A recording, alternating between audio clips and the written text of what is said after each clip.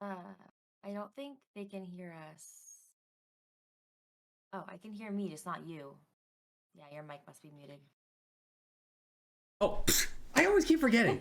I was like, I hear me in stream, so it's not that. Uh, it's so stupid.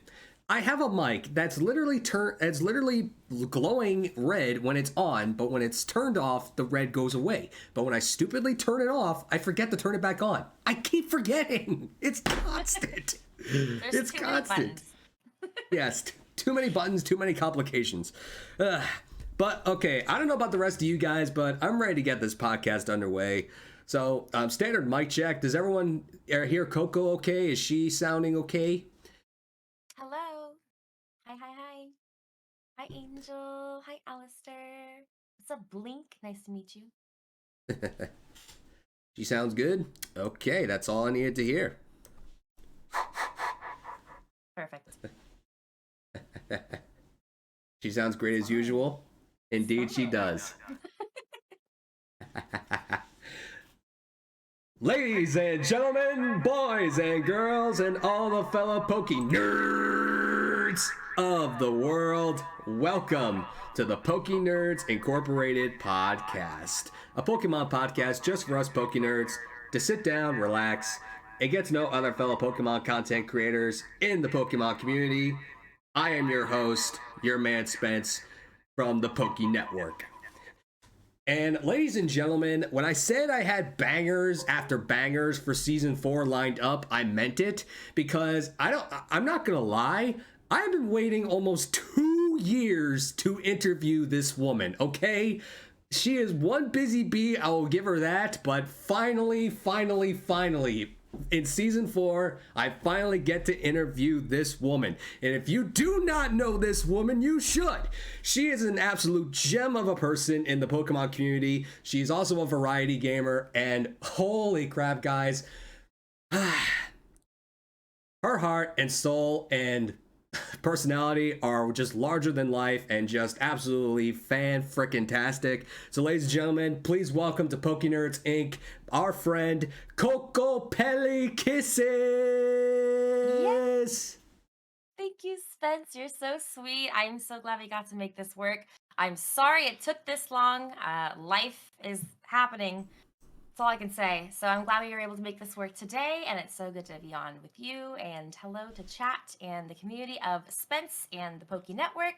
And yeah, I'm looking forward to what we got going today. Yes. Just again, just also thank you for being patient and still wanting to take part in this podcast series, even after all this time. So, just again, round of applause for Koko for taking the time out of her day to sit down with me and let me pick her brain on what makes her the Poke nerd she is. Can't wait. I'm going in blind. I'm excited. Go. Yeah, most of the podcast guests do come in here blind, but I always tell them that this is a straightforward interview. But there's always things that I want to try to get to finer details on. So we'll get to those as they go. But I am so ready for this. Let's get it. Hey, Wolfie. Hello, Wolfie. Okay, so every podcast begins with just a basic intro between both of the creators. So this gives us a chance to introduce ourselves, explain what types of content we produce, and just a retrospective of our Twitch journeys, like what got us into it, where we started, and how we got to this point. So, Koko, you finally have the floor. It's all you. Oh, okay. I'm gonna have to start way back because I feel like that's what got me here. Like way back. Okay, when I was 4 years old, I was given a Pokemon card at the park with a bunch of these big kids at the time. They were probably like 7 when I was like 4, no big deal. But they gave me Pokemon cards, and that was the beginning of an obsession for the rest of my life. Mom thought it was a phase. She was very wrong, poor mom. Uh, but as I grew up, I ended up really falling in love with GameCube and Game Boy Advance games. So I was playing some Mario games on there. I loved my GameCube. I stuck around with Pokemon Coliseum and XD and Super Smash Bros. Melee and Mario Kart Double Dash. And so I didn't know it, but I became a gamer. And I remember I really gamed. It was all I liked to do between my homework or before or after my homework. And I remember specifically that I would play Super Smash Bros. Melee so much that I had to like play against level 9s all against me because I was like that bored and I was that good at the time as a kid. And I remember I asked my dad to learn how to play because I was really tired of like battling these NPCs, and none of my other friends really played at the time, or none that I really knew of. So my dad had to learn how to play to even be somewhat competitive with me. Um, but at that point, like I still didn't consider myself a gamer. So fast forward, I grew up. I bought every single Game Boy DS I have somewhere on this shelf behind me. I've got everything. Too much. And fast forward, I went to college. I got my degree in business. I graduated. I got my full time job. My Einstein's is blowing up. Um, I got my full time job in insurance at the time, right out of college.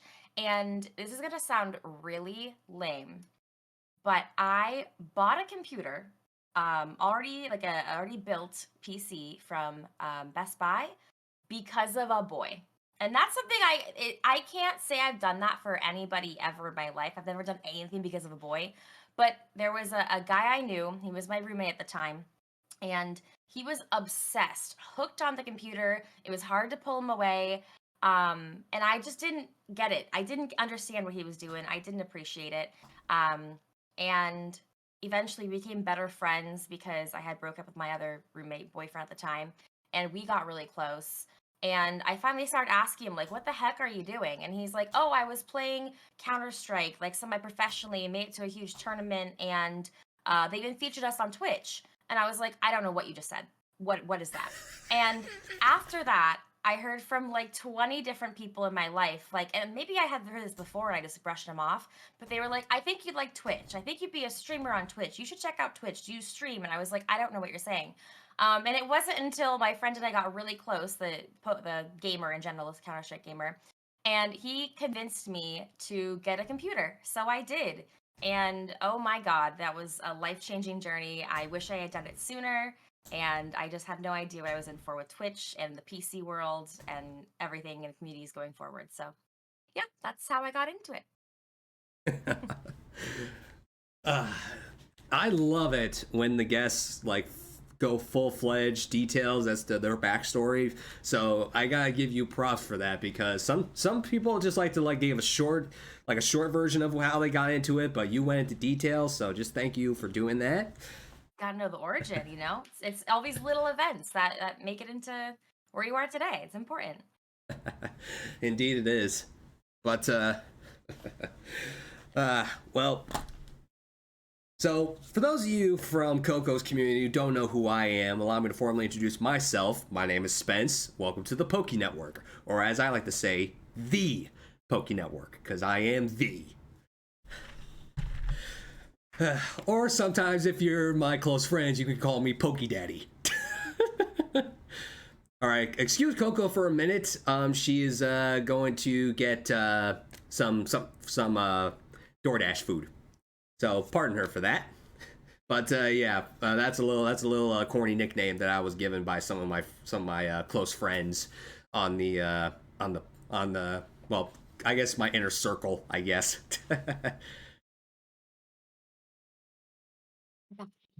There she is. I was thirsty. But yeah. Right, so how did you get into gaming? I want to interview you back. Like, I have questions. Okay. All right. So I guess it all started with me when I first picked up a copy of not Alpha Sapphire, Sapphire, for in 2000. Let's see, it was 2003 or 4. It was in one of those years. I don't honestly remember. I don't remember most of my childhood years by year specifically. I just remember the time period. But when I was about 6 or 7, I picked up Alpha Sapphire. I keep saying Alpha Sapphire. Why am I saying Alpha Sapphire? Was Alpha Sapphire first game, or do you mean Sapphire? I mean Sapphire. Sapphire. So yeah, Sapphire was the very first Pokemon game I ever played, but I didn't actually start and complete it. But I did like when I was around 9 or 10, I actually played Leaf Green for the first time from beginning to end. So after that, that's when I really got entwined with like playing Pokemon games because I played Diamond in Gen 4. I played Platinum.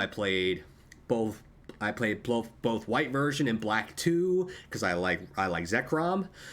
Then I played Y version. Then I played Omega Ruby first.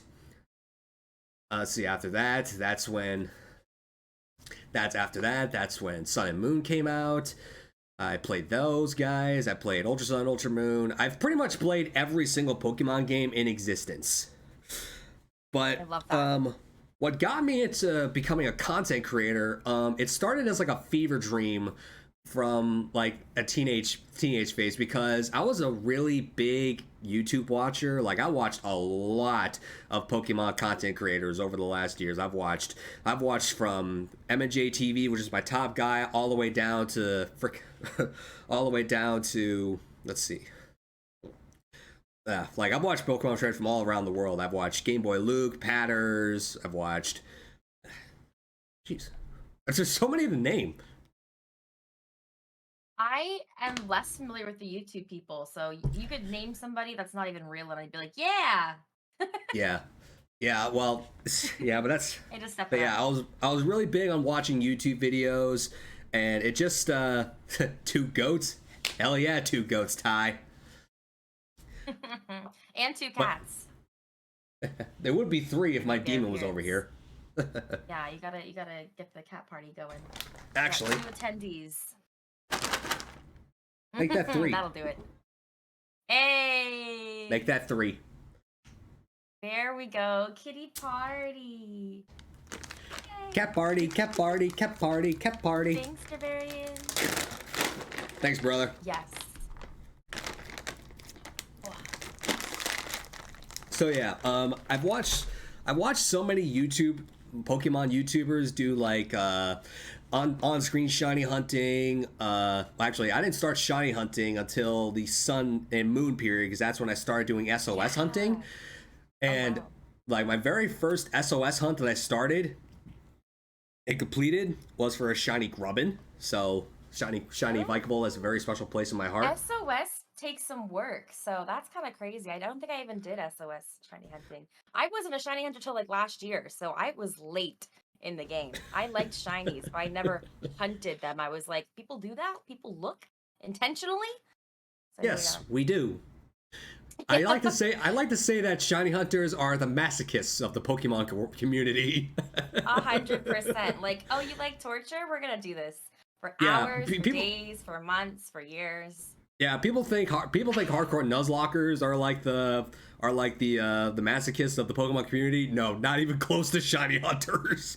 And I'm unfortunately both of them. So actually, I'm not a hardcore Nuzlocker. I'm a Nuzlocker by trade. So I'm a double one. Love that. Oh, we're going places. Okay. But yeah, after watching all these YouTubers do these types of content, I was like, man, I really wish I could do it because I didn't have a PC and I'm like, I didn't understand how to do any of it. So I was like, I really want to do this, but it's something I don't know how to start. So I didn't really think about it until I got my own place, and that was in 2009. That was in 2017. Yeah, at the end of 2017, 2018, 2019, we have a hydrate. Oh, on. I think I got my Einsteins. Yep, I got my good old H2O. But yeah, it was about 2019, and I didn't know where to begin because one, I didn't have any PokeNerd friends from my old high school days, and I didn't have any friends in my working community. So it's like, what am I gonna do? So I actually emailed M&J TV, who's my favorite Pokemon YouTuber, and to my surprise, he responded to me and he gave me some advice on how to get started. But I didn't actually start until the year we shall not mention, because that's when I dumped my stimulus into my startup PC. Oh. Yeah, I was a bro. I mean, yeah. You did it, and here you are. So I mean, it wasn't the worst idea. Yeah, it was. Yeah, the thing was, I didn't pull the trigger on it because I was a broke bitch, to put it lightly.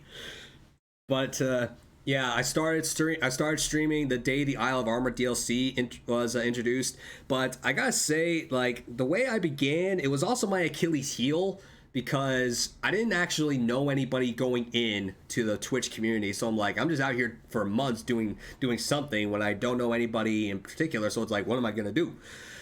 But yeah, it wasn't until about at the beginning of 2021 was I finally got affiliated and I finally got started meeting other Pokemon peeps, and then almost 5 years later, here we are. Yep. Yep. And I love that. I love that so much. That's so cool. I realize I realize I always was stuck on Pokemon too. Like I never fell out of Pokemon. I never like fell off, came back. I think a lot of people did, whether they were like big OG fans or they started and kind of like trickled in with certain games. And you said you played every game since Sapphire. I love that because I played every game since Silver. Well, see, that's actually I have even red and blue and yellow. So I guess I was playing since that, but it's possible like I think Crystal may have like been what year was that? I don't know. It All was I know is I 2000. played every single game and I had two of every game. So like I would, for example, yellow, blue and red, had those, and then I would get silver, gold, crystal, and then when it came to sapphire and ruby, I didn't know emerald was gonna come out, so I bought two sapphires just because I could never decide on what star to pick. I had to have all three. So Gotcha. I got the two sapphires, I got the ruby, and then emerald came out, got the emerald. So like I would have like double games, and I think I just found some of them recently, like yesterday I pulled them all out and I am missing a few, but Yeah, I saw fun. the pictures on the socials, but Yeah. yeah, as my Twitch journey grew, I actually went back and played the older games, and I never played. So I played through Red, I played through Crystal, and just gave myself the genuine experience of playing those games back then, because it's like I was missing out on the OG, and I need that under my belt to I can properly say like, yo, I've played every game. Yeah, you gotta get that foundation, to really appreciate the new stuff too. And especially with the remakes, like now that there's so many remakes, you kind of like, let's go Pikachu and Eevee isn't like so foreign to you if you went back and played the Kanto region. Um, but I hope that we see another like Alpha, Sapphire, Omega, Ruby game rendition more time because the remakes were good, but they were like out of our time now. You know what I mean? Like we could have done better. Yeah, I mean, the Hard Gold Soul Silver did set the bar for like remake games, and there hasn't been a game that's touched it since. But with Pokemon Day coming up, which is something we'll discuss later on today, we'll discuss more of our hopes about that. Hey, we got Sounds ourselves good. a raid, Shinfu Hello, Meat Sticks. Raiders. Welcome in, Raiders. Ooh. Welcome into the PokeNERDS Inc. podcast, the Pokemon podcast I host on Twitch, and where I interview fellow content creators and what makes them the Pokemon nerds that they are. Today I got KokopelliKisses in the hot seat. Hello. That's me. You can call me Koko. Hi, Sinful.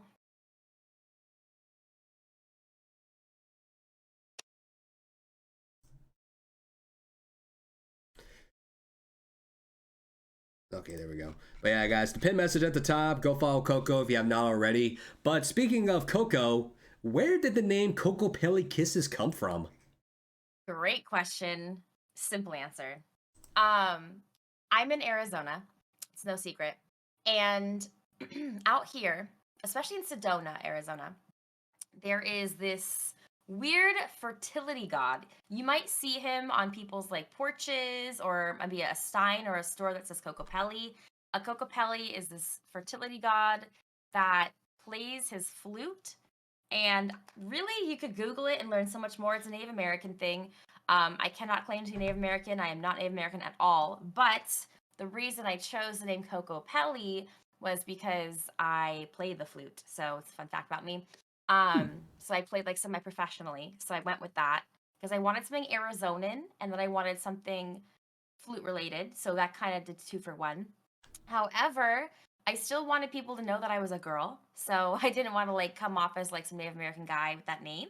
So I just ended up changing my Instagram handle at first to Coco Pelli and then Kisses because I liked the idea of alliteration. So that happened and that stuck. And so now I just go by Koko, mostly, but KokopelliKisses fine. Kisses is fine. Like I'll respond to it all. But it's funny because now I feel like I respond to that IRL more than anything. So it's become me. Oops. Yeah, fair enough. I mean, when I go online, I give people my name Spence because I just like to be on a first name basis with people. I don't mind calling people their nicknames, but I like to people have people just call me my name. But I don't mind being called PokeNetwork or Network or Pokey. On top of that, just call me Spoke and we got a problem. But yeah, I believe you know that. Yeah, I believe you know that the PokeNetwork is not my original name. Yeah, yeah. You had a different one. Yeah. I don't think I knew you with it exactly though. Yeah, I think I like we faintly knew each other before I changed my name, but then afterward we got more acquainted with each other. That makes But sense. Mm-hmm. but let me just dive into that story. So when I wanted to become a creator, I knew I wanted Pokey to be in my username because I wanted people to identify me as a Pokemon related person, and Network is in my name because when I was in college, like you, I went for business administration, and you know as well as I do that there, depending on what courses you take, there are a lot of group projects with those certain courses. Yeah, absolutely. So I just had to network with a lot of people, and I was like, huh, Pokey Network. Rolls off the tongue. Fits. Too bad it was taken when I put it into Twitch. So next thing I knew, I put S in front of it because that's just S is my first initial because my legal name is Spencer. So the S in my old name is meant for just my first initial. So my name was S Pokey Network.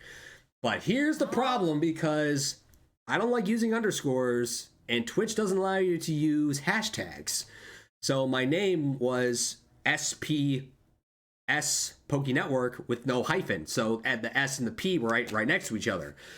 So people mispronounce my name from here to Kingdom Come. Oh no. It's Spokey. always funny when people see my name because they mispronounce it, but they try so hard to do it. Like I don't know, I've heard everything and it cracks me up because they'll get the word kisses wrong. Because they'll like see the whole word and I get getting Kokopelli wrong, I really do. But they get to the word kisses and they're just speaking other language and I'm like it's a normal word. I mean, we use it every day. They get like so like I don't know, discombobulated when they're like reading the Kokopelli part, so they kind of like freak themselves out and they can't even say half of the word. It's great. Yeah, well, it's hard. Well, sometimes like I used to raid into Pokemon peeps who would also mispronounce my name due to the sheer fact that the S and the P were right next to my name, so they would call me Spoke or S-Poke or Spokey. Just I've been called Spoken before.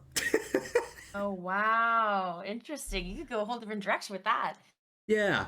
So yeah, it's funny because I think changing the words to the letters to capitals, made the biggest difference, and I'm sure for your name and my name, yeah. that's really helped a lot on Twitch. Yeah, biggest example I got is like our buddy Jake. It's Yellow Snow. He never capitalized his name, and then he finally capitalized his name, and now people will finally stop calling him like Yellows now. Oh, yeah, exactly. I know, and mine was like I think Kokopelli and then Kisses. Like it's two words, but people don't know one of them, and then the other one they do know. So like because of that, when I had it lowercase, it was just a mess, a disaster. And I finally was like, okay, that's it. And I went Kokopelli with a K, and then I Kisses with a K, and I really have had like way less like attempts. So it's been good. And it helps me read other people's usernames too. So it's interesting to think about that kind of stuff because not all of us like the aesthetic of like the capitalization, but it's so helpful. Yeah, I can understand that. So I finally dropped the S and put the V in front of my name at the beginning of 2023, and it's been a mess, and it's been the best change I could have possibly made. I love it. My cat's done making biscuits. I'm sad. I even now I miss Dom making biscuits on my belly. Love cats. Same here. Okay, so now that we got the basic stuff out of the way, let's actually dive into what makes you the Poke Nerd that you are today. Ooh. So, first and foremost, Koko, what is your favorite Pokemon and why? Oh, as an empath, I can't pick. I love so many Pokemon, and I get this question almost every day in my streams. Okay, give me a top three It gives me then. anxiety. I can do like two favorites because just it's like several of many. One is Mienshao, and the other is Baneri or Lopunny or whatever. Either one. Yay, Bunny! Yeah, I don't know. I love them all. Smoochum, Jinx, exactly. Wolfie, look at you. So I'm just so biased. I think there are so many. I think there are more that I like than I don't like. That's the problem. I could tell you favorite evolutions though. That one I have narrowed down. Yes, I can see like from 5. behind you. Okay, my favorite evolutions though are Sylveon, Umbreon, Espeon, Vaporeon. That's it. We did it. It's hard. What about you? I know your favorites are your emotes, right? Yes, and it's also tattooed on my arm. Yeah, Aw. actually, let me just take the old coat off to show you guys this. Who are unfamiliar with this? As you guys can see, Obstagoon is my favorite Pokemon of all time, to the point where it's almost covered up half my arm. And you can see a zigzag at the bottom of it. Yeah, and that's such a good one too. And that's the Galarian Zigzagoon for those of you who are like, that looks different. Yep. So, it all came down to Obstagoon's design. Basically, since the second I saw it, jumping into my top 10 based on looks alone, not knowing anything else about it. Then I finally got to use it in Sword and Shield, and it was on my first ever Sword and Shield team, and this thing is a freaking abomination. You get this thing set up with a Guts, Facade, Flame Orb, you're clearing everything as long as you outspeed. Yep. Whew. Man, that thing is amazing. But it didn't really it was almost tied with Darkrai as my favorite, because Darkrai was my favorite Pokemon for almost 10 years. So the reason why it overcame Darkrai was because when I decided to become a content creator, I wanted to have a Pokemon as my mascot. And I decided to go with Obstagoon because Patters was using a Darkrai as like a co-mascot, and I didn't want to feel like I was copying anyone. So I jumped the gun. Yeah, I jumped the gun on Obstagoon because no one was using it, and it was my boy, so the rest is history, you know? To the point that I tattooed it on my arm. I've got like freaking 4 Galarian Zigzagoon, 3 Galarian Linoon, and 4 shiny Obstagoon. My very first ever rare marked shiny was a shiny Galarian Zigzagoon. Aww. Oh my god, and the Galarian Zigzagoon is so good. So good. I love the color coordination on that. That was one of the best things they ever did. Yeah. Want to know what's funny? The Galarian Zigzagoon portion of my tattoo artist actually likes to like take his fingers and like poke and like squeeze its cheeks. Oh my gosh, that's crazy. Are you doing any more work on that arm or no? Yeah, I got another session due for finer work and some more red coloring, and at the beginning of April. Obstagoon is the best boy. Angel, yes. Yeah, I worked. It'll be session number 4. I could have gotten done more on my last session, but my ink was like not tolerating the red skin or the red ink. Yes, I freaking love that emote, Koko, so much. When I made that, I was obviously thinking of you, and then like you hit me up, and you're like, "You've got to be kidding me! This is awesome! I'm obsessed with it." I got my Galarian Zigzagoon emote, but it's literally it biting down on a heart. Yeah, if you ever like want to use it, do you have like Discord Nitro? Nah, unfortunately I don't. Okay, I was saying. But yeah. I'll figure out some way to use it eventually. But speaking of, since we're on the topic of shinies, what's your favorite shiny Pokemon? Oh, this is a little easier. Um, okay, well, the Galarian Zigzagoon is definitely an example. So Zigzagoon's one, and I think honestly, if I were to go to my own emotes, I think this will be easier to kind of decipher because I used a lot of them. Um, Sylveon, Krogunk, still Lopunny and Baneri. Where's Baneri Queen Alexis when you need her? I know. Ooh, Pachirisu's a good one. Miltank's a great one. Whenever someone says give you a blue steak, go get the shiny Miltank. Yup, that's what it would do. Oh, Spinda. Yeah, I think Those are Spinda awesome. actually plays. Yeah, I think Spinda actually plays a really big role in my shiny hunting.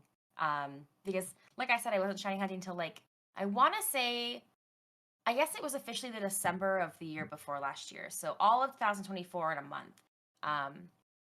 But that's when I started like shiny hunting officially. But it's cool because I remember catching my first shiny Pokemon in Sapphire. And I was walking through the ashes. I don't remember the town name now, but if I heard it, I'd know. I was walking through the ashes area and I bumped into a shiny Spinda. And that was just so freaking cool. That was my first one. My first shiny ever was a shiny Hoppip in Leaf Green. Oh, Which, wow. yeah, which makes sense because I found a Leaf Green shiny in Leaf Green. That's really cool. Actually, that's like a perfect little motto, a little mascot for that game too. Indeed. Well, my favorite shiny of all time. Well, if I wanted to play favorites based on other, basically, if I wanted to be a Gen 3 baby, I would say Rayquaza, but Shining Greninja has definitely taken the mantle as my favorite shiny of all time. Yeah. Can't go wrong. Yeah, I'm not just like Greninja is my second favorite Pokemon of all time. I mean, come on, who can resist this frog? So cool. I totally get it. Yeah, but yeah, the blue changing to red, and then the tongue changing to red. I mean, the blue changing to black, and the tongue changing to red. It just the colors just really poke out and speak out to me. You know. I wish we had more black and white shinies. I think about that a lot actually. I think some would be really cool if they were just like the colors were inverted. If we had more black and white shinies, I would definitely start hunting them more. Who can resist the who can resist the frog? I'd say who can resist the frog. Greninja's good in what is he in? Pokemon Unite. I like him in Unite. I haven't played in Unite in a while, but I played Unite during like the first week it was released, but then I fell out of it. Ironically, I bought Pokemon Unite years ago when it first came out as well. But I didn't really have any like in fact, I don't even know if I was streaming yet. I don't think I had any Pokemon friends online. Yeah, I didn't have any Pokemon friends online yet. I had no idea what I was doing. So I got the game because it saw the word Pokemon in it, and I was like, I don't know what this is. I don't get it. I don't want to sit here and play basketball as a Pokemon. Like, this isn't what I was expecting. So I, like, put the game down right away and never touched it. And then finally, I made Pokemon friends, and I was like, oh, that's what Pokemon Unite is. Like, I have it. I just thought it was, like, some basketball game. I misinterpreted the entire game when I was, like, solo playing. I was like, huh? You score? Okay, and then what? Like, so it was a game changer once I met people who knew what they were doing. Yeah. Oh my god. I got a new appreciation for that game after that. That's cool. That's awesome. Ahaha, Angel. Ahaha. Yeah, I'll talk more about Gen 5 as the show goes on, but what about your favorite type of Pokemon? What type of is it like obviously you like it looks like from your background you really love psychic and fairy types, but what is your favorite type? Yeah, you'd never guess this. Dark type. Are you dead serious, woman? So serious, Let's freaking go! I know I look all cutesy and girly and fairy, but dark type all the way. Like, I would just, ugh. All right. So before people knew me as Koko, I went by Luna, and I would have like a Mighty Yenna and a Absol. I ended up having like a Miss Magius on my team, Umbreon, Weavile, I'm forgetting one. But yeah, so dark types. That sounds Ah, great. I know. Full of ah, surprises. you just won my heart right there. You know that? You just won my heart. I just, Pink is cute. Togepi is cute. Clefairy is cute. Would I sick them into a battle? Hell nah. If I were a gym leader, I'd be effing people up my dark types. Easy. Wolfie, I agree. Dark types are very underrated. I'm literally known as the Mm-hmm. Dark King for a reason. I love dark types. My top 5 favorite Pokemon of all time are dark types. Obstagoon, Greninja, Darkrai, Hydreigon, Umbreon. They're all dark types. Yep. But yeah, Cat wants me to put a towel on here. I hear you. But yeah, I mean, when I fell in love, like, I think I fell in love with dark types as the years went on because I won't lie, I've had some pretty traumatic shit happen to me in my life, and dark types just kind of spoke out to me because they've always been an misunderstood species of Pokemon, and they always get a bad rap, and I'm like, come on, give these guys a break. They are powerful. They are menacing. They will destroy you if you cross their path. They're always like the Pokemon that like Pokemon itself would like tell Team Rocket to have, or the Rocket Grunts, or they just make it look like the worst enemy in the world in Pokemon have all the dark types. And Nope, another Hydrate. yes, but oh boy. All right, Alistair keeps me hydrated in my own streams. I'm not surprised. Yeah, I mean, one of the basic storylines of Black 2 was to get a Purloin back that was abducted by Team Plasma, and at the end, it happened. So it's like, Dark type, come home. I love Dark types. Let me see. I'm gonna look up dark types and try to remember what my 6th Pokemon was in that like list. Oh, we almost just had it. Like I was recently on an episode of As the Pokeball Turns, and I had said if I was a Dark type gym leader, what 6 Pokemon would I have? It would be Obstagoon, Greninja, Hydreigon, Umbreon, Drapion, and Crocodile. Oh, I remember my last one too. Houndoom. Oh, Houndoom. And no, hey, Houndoom is a big example of Pokemon that have a heart because in the anime, Houndoom took care of Togepi. Yeah, exactly. So many good ones. And I feel like that was like, gosh, that was, maybe up to like 5th gen. So like even since that, I feel like I feel like I need to fall in love with more dark type Pokemon. Like, I'm not obsessed with any of the new dark types, which I wish I was. So maybe this upcoming gen, if we have any cool things in ZA to look forward to, or the next, maybe they'll go like crazier on the dark types, because I would love to have like more favorites. Yeah, I don't know. I mean, there's only a few handful of dark types that I do not like, and I will touch detail about that as the show goes on. But I pretty much can say that I love and appreciate almost every dark type in existence. I feel the same way, except for the fat-faced Mon. Eradicate, Persian, Alolan form. Actually, I actually gained a little bit of respect for that thing thanks to what's the strategy called again? The fear strategy. The fear strategy. Oh, you don't know what this is? So basically, it's this. So basically, you have a low-level Pokemon based on a higher-level Pokemon. What you do is you let the Pokemon, take you down to 1 HP, and because you're holding a Focus Sash, and then you use Endeavor to take them down to 1 HP. And then, as long as you outspeed priority with Quick Attack, bam, you take down the higher-level target. Oh, okay. So, like, for battling purposes, I just think they're not cute. They're just not cute. I don't know. I like the OG version better. But yeah, that makes sense. That is a really good play, actually. Yeah, that's a good strategy.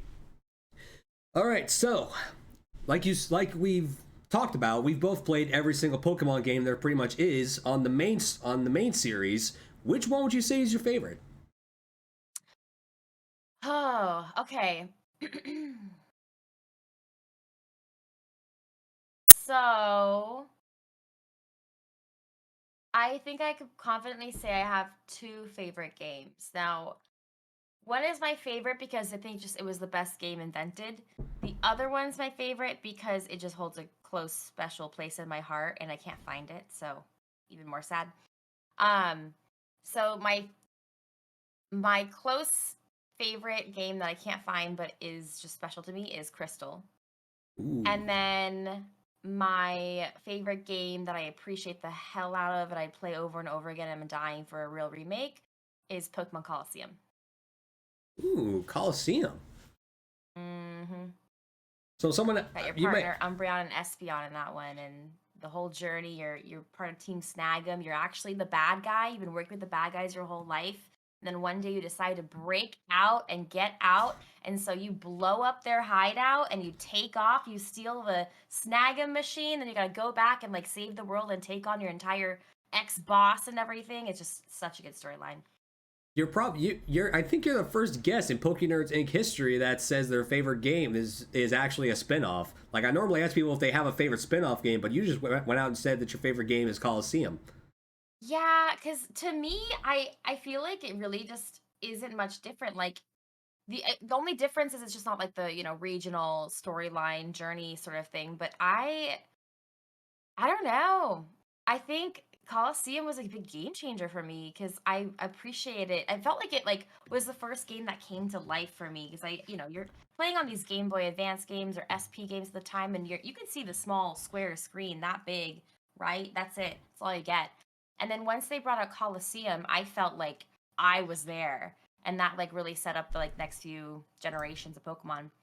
But yeah, it's hard to say. I like Crystal a lot because of I don't know, everything about it. The Suicune, the chasing, um, the pixelation was good back then, but like I truly get appreciation for like a good storyline. Hmm.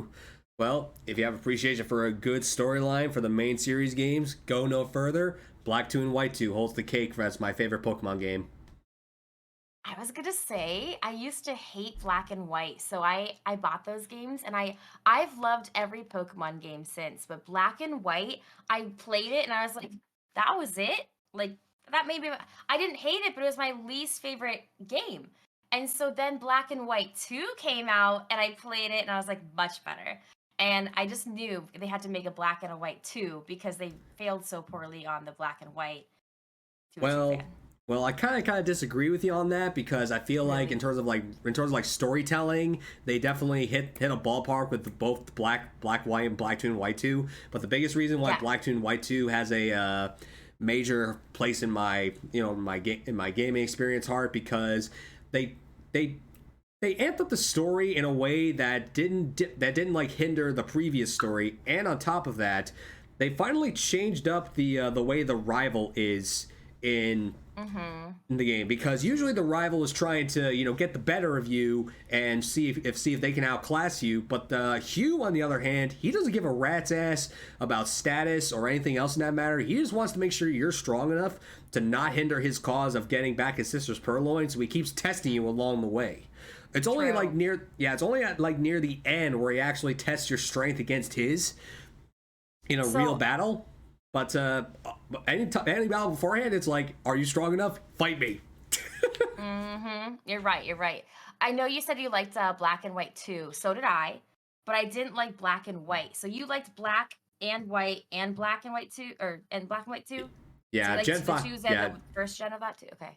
well, Wow, I'm surprised they were so different for me. Like for it was like night and day, ironically enough. Like I just did not like Black and White, and I think that was my least favorite Pokemon game out of everything. And then I played Black 2 and White 2, and I was like, oh, that was so much better. I'm glad I bought this. I'm glad they remade it. So I thought it was interesting though, because they never explained why they remade that game in particular from at least when I did my research back in the day. So I always wondered why they redid it. But I almost wondered if it was because like sales were low or if it was like people like me had complaints on it. But I don't even remember my complaints if I'm being honest. well, I feel like in the retrospective of the lineage of Pokemon, the Gen 5 games age like fine wine. They get a better appreciation as time goes on. Facts. Facts. Big time. Right? Like right now. Like right now we're hoping for remakes there. Yeah. Mm-hmm. But yeah, well, Mm-hmm. again, that's something we'll talk about later on. But But yeah, but geez, where was I? Oh yeah, we were kind of talking a little bit about hate. So let's actually get down to the nitty gritty details of what you don't like about Pokemon. Oh, well, I can give you one example right now. Well, Trying to before get you, my hands. Oh, oh, go ahead. go ahead. Oh, trying to get my hands on Pokemon cards. uh, I'll tell you right now, that's something I hate right now. Oh my god. I haven't opened up a pack of cards in a while, but Don't start now. They're canceling them all. Don't bother. well, I mean, I used to, but I haven't opened up any packs in a while. Yeah. But yeah. They're stopping selling from Target altogether, Ace, and now GameStop is stopping all sort of pre-orders and things like that. So. Oh, you're joking. Yeah. No. Totally serious. It's official. Damn. I know. They're over it. They're like, too much. You guys are crazy. We're ending it. So, yeah. So bad. So bad. It's sad because there are people who are true card fans, including myself and you and all this community. And we can't collect for fun because everything just became a sport. And it's like from people who have a child who's got a Pokemon Go and I don't know what they're doing for their full-time job. I don't know how they're getting a Target at 4 a.m. in the morning, but they are. So. Okay. Yep. What about you? What do you hate? Well, well, that's kind of what we're talking about because everything I just asked you about Pokemon, I'm gonna find out what you don't like about it. So, what's your least favorite Pokemon and why? Garbodor. Garbodor. Oh, no, I don't want to hunt that thing. Literally trash. Like literally trash. I think you know. I don't know if you know this, but I'm doing a series where I'm shiny hunting the least favorite Pokemon of my fellow guests, and Garbodor's in my top 10 least favorite list. Now I gotta hunt Garbodor. You're welcome. At least you have good taste. I hate that thing. But yeah, I hate Pokemon that are literally based off of useless inanimate objects. Mm-hmm. Yes. I mean, Magnezone, like the Magneton, Magnemite, Magneton, and Magnezone line, they get a pass because they're based on magnets, something that's very useful. Trash isn't useful. Mm-hmm. What's another one like that? The Tumbleweed? Pokemon. Mm-hmm. A Dung Beetle? Yeah. I don't like the shiny for the Brambleghast. Like, it's so silly. Yeah, it's really bad. What's your least favorite evolutionary line, or I guess any part of the evolution line, starter? My least favorite starter Pokemon? Yeah, it could be its evolution as well, though. Probably because it does get a lot of hate. Otherwise, it's probably Quilladin. Okay. I don't really hate much middle evolutions, but Quilladin just like is like, ugh. I'm anti-Incineroar. What? Yeah. You said you like Dark types, yeah, you don't like Incineroar? Is it favorites? Is it because he looks it's like not Tony the Tiger? I thought you were gonna say because I thought you were gonna say because it wasn't quadruped. Quadruped. Well, kind of actually, yeah. Yeah, I'm unbiased. I wish Litten never got 2 feet. But yeah, he just reminds me of Tony the Tiger, and I don't need my constant reminder of cereal every time I play Pokemon. I like Frosted Flakes. That's creepy. You know, I like them, but like, it's just weird to think he's like my pet. You know what I mean? Like he's human / my pet. That's yeah. Even Mewtwo's less human-like than Incineroar. Mewtwo's an exception. It's a badass. I know, you're right. Can't deny that. But I'm pretty sure you know this, but my least favorite Pokemon is not only a dark type, but also a cat. A Alolan Persian. Mm-hmm. That's literally, yes. Alolan Meowth and Alolan Persian are probably like 2 of the few dark type Pokemon that I absolutely cannot stand. Mm-hmm. Agreed. Yeah, the design is absolutely horrendous, and as dark type enthusiasts, the closest thing we had to a dark type gym leader before Piers and Marnie was Nanu in Alola, and his ace was that stupid cat. I hate it. Yep. I hate it with a passion. He could have used It's just so dumb. he could have used either an underleveled by the time Ultra Sun Ultra Moon came around, he could have used an Alolan Muck, but no, it had to be that stupid cat. I agree. I feel like they ruined Persian. Raticate, I really don't care, but they ruined Persian. I never really liked Persian. I never really paid much attention to Persian to begin with, but the Alolan form, like, it just gave it's a disgrace to all dark type Pokemon out there. A disgrace. Mm-hmm. Mm-hmm. I agree completely. Wholeheartedly. Yeah, we all hate Alone in Persian. I don't know what they were thinking. Yeah. Then on top of that, a person that I used to know made me shiny hunt the damn thing, and joke was on him. I got it at 192 eggs. Wow. Well, good thing you have to like work too hard for that. That's crazy. Yeah. I would have hated to be stuck on that, you know? Yeah. It's a good thing my Masuda luck is pretty cracked in most Mm-hmm. cases. Yeah. Yeah. Just wait till you see my clips. Wait, what? My clips that I sent you. Oh, gotcha. Mm-hmm. Mm-hmm. Mm-hmm. I like the Masuda methods. Yeah. I've learned to love it. Yep. I don't like it in Scarlet and Violet, but Sword and Shield, love it.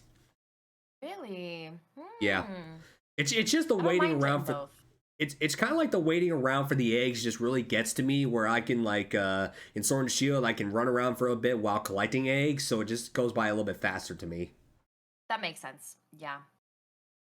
Yeah, I just did an egg sandwich in Scarlet Violet, and I just sit there, and then like I think I got it down to like every 3 minutes I check or something. I don't know. I would collect like 30 at a time, so it did feel a little faster, but I could like do something else and like kind of spam click occasionally and multitask. Nah. That takes longer, I think. Yeah. Mm-hmm. All right. So, what about your least favorite shiny Pokemon? There's so Oh. many. Well, is there a shiny Pokemon that's given you grief over the years where it's like, I really hate this thing shiny? Yeah, Poliwag, Poliwhirl. Poliwag, They a piss me Poliwhirl. off. They just piss me off. Like, who sat there and was like, we're just gonna change the hue a little. There, shiny. Like, no. It's so simple. But there's so many Pokemon like that now that I mean the list goes on. Yeah. But yeah, no, that those still bother me. I'm just like, okay. Yeah, I know like the most common answer is like the Pokemon that have like the least amount of change, but I'd like to get more detail as to like, is there a specific one that's caused you some grief that will like put it on your shit dar? That I see. Baneri. Wait, Baneri? Oh yeah, you're still stuck. I love Baneri. Don't get me wrong, it's my baby. But Baneri and BDSP has not come for me yet, and instead I've caught every single shiny twice in Eterna Forest. So I'm a little over Baneri. But you know, Well- we're back at it again this month, so Well, let's put it this way: if I can find shiny Darkrai, anybody can find what they want. yeah, that's true. And your Darkrai was crazy. Yeah. So I'm excited. Mm-hmm. Well, I'm going to give you a hint as to my least favorite, and let's see if you get it. Oh, yeah, I do get it. Um, yes, yes, yes, yes, yes, yes. Oh my God, stop. I'm blinking right now. Don't tell me. Ahem. Move my wig on. Let's see. Yep, don't say it. I know exactly what you're talking about. No one in chat say it either. Faster. Oh, okay. I'm ready. More Pecco. Yeah? No? No. Crack, really? That was good though. That was a good guess. The sunglasses coming off. Zam, okay, what is it then? Yeah, it's something more to do with the actual eyes themselves. Let's put it this way. See? This is your standard me. This is your shiny me. Oh, it's the opposite of Milcery. We have another hydrate. Not Charcadet. That's the eye thing. That's blue to red. This is what you get for asking a shiny hunter. I can tell you all the shinies that have eye color changes. Ooh. Is it type dark? Or something else? Koko, you literally just said it. Oh, I did? Oh, good. Okay. Yay. The whole Charcadet Armorers and Ceruledge line. The whole line. It's the eyes just changing. It's so terrible. The eyes are it's one of the worst shinies. One of the worst. And it's too bad because that Pokemon is so sick, the Ridge and stuff, and yes, they could have made that amazing. They could have made that such a sought after shiny Pokemon. They would have been able to make merch with it being shiny. And no, they messed it up by just being like, we're gonna change the color of the eyes. And then no one wants to buy a freaking plush with the here's what I say. Blue eye. Yeah, here's what I like to say. All they had to do was make Charcadet a charcoal gray color for its shiny, and then swap the color schemes of Armorers and Ceruledge, and they would have been some of the best damn shinies. Yeah, I would have loved to see, like, for example, when we were talking about white and black shinies earlier, those would have been really cool to feature the white, gray, or black color as well, like, together. They had the potential of inverting their colors, and, ugh, it's been so cool. Yep. But nope, that's what we get. And I've also keep saying this: whoever designed the shinies needs to be fired. Yeah, I don't know why they got away with that for so long. And like, I'm completely okay with them even to this moment. Like, if they decide to be like, we're so sorry for putting shinies at this color for this long, and we going forward after today are gonna be doing this color shiny at, whatever. If they want to change all the old shinies, I'd be so okay with it. I'd be completely fine with them being like, hey, this think of a bad shiny. Going first gen. Like, I don't know, Dragonite. I know it's silly, but if they were like, hey, we're gonna officially going forward make Dragonite pink instead of green, to mess up the line or whatever, like, I'd be like, fine, sure, great. Well, under normal it's a hard example because that's a good one though. Yeah. Well, under normal circumstances, I kind of would have agreed with you, but due to the fact that I helped set 3 world records with the shiny Dragonite for 151, it has a more special place in my heart. Wait, what records do you mean? Do you remember when Nomi and NERDS hosted that shiny hunting event a few years back? I don't know if I was on stream at that point. Well, I know Nomi though. Yeah, well, they hosted the shiny hunting event where they got pretty much 100 creators together and they tried to shiny hunt every Gen 1 Pokemon in a span of, 24 hours. During that 24-hour period, I found the shiny Dragonite for those records. Let's go. Wait, no, that's awesome. Yeah. I mean, if it were pink, you still would have found it. But yeah, but I'm just saying, like, even though people like to say that it's shiny's garbage, it holds a special place in my heart now. Honestly, that's like not the biggest example. I don't think that's a trash shiny in my opinion. I just think it's a good example of the color green being overused in Generation 1 because that's all they could do with their pixelation at the time, which I get it, but times have changed, and to go back and change the shinies of Generation 1 Mon would make a lot of sense. Yeah, fair enough. Okay, what about your least favorite type and why?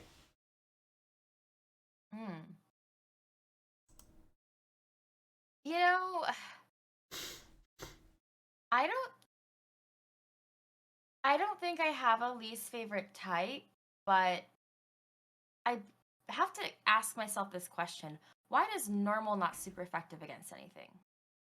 Like, what did normal do to piss off the Pokemon developers? Because the least favorite Pokemon type to the developers is definitely normal. To me, I like normal types, but you know what? They are just not super effective against anything, so you can't pick them. You know? So they gotta. I'm not wrong, right? You're not wrong, but you're also not the first person to say this, so I'm surprised that I got more people saying it. So cool. Yeah. I just think it bothers me. I'm like, clearly Pokemon hates normal types, and it shows. They make them so cute, and they're like, you're just gonna stay cute. You can't actually, like, hold a candle to friggin' anything strong. And it's sad.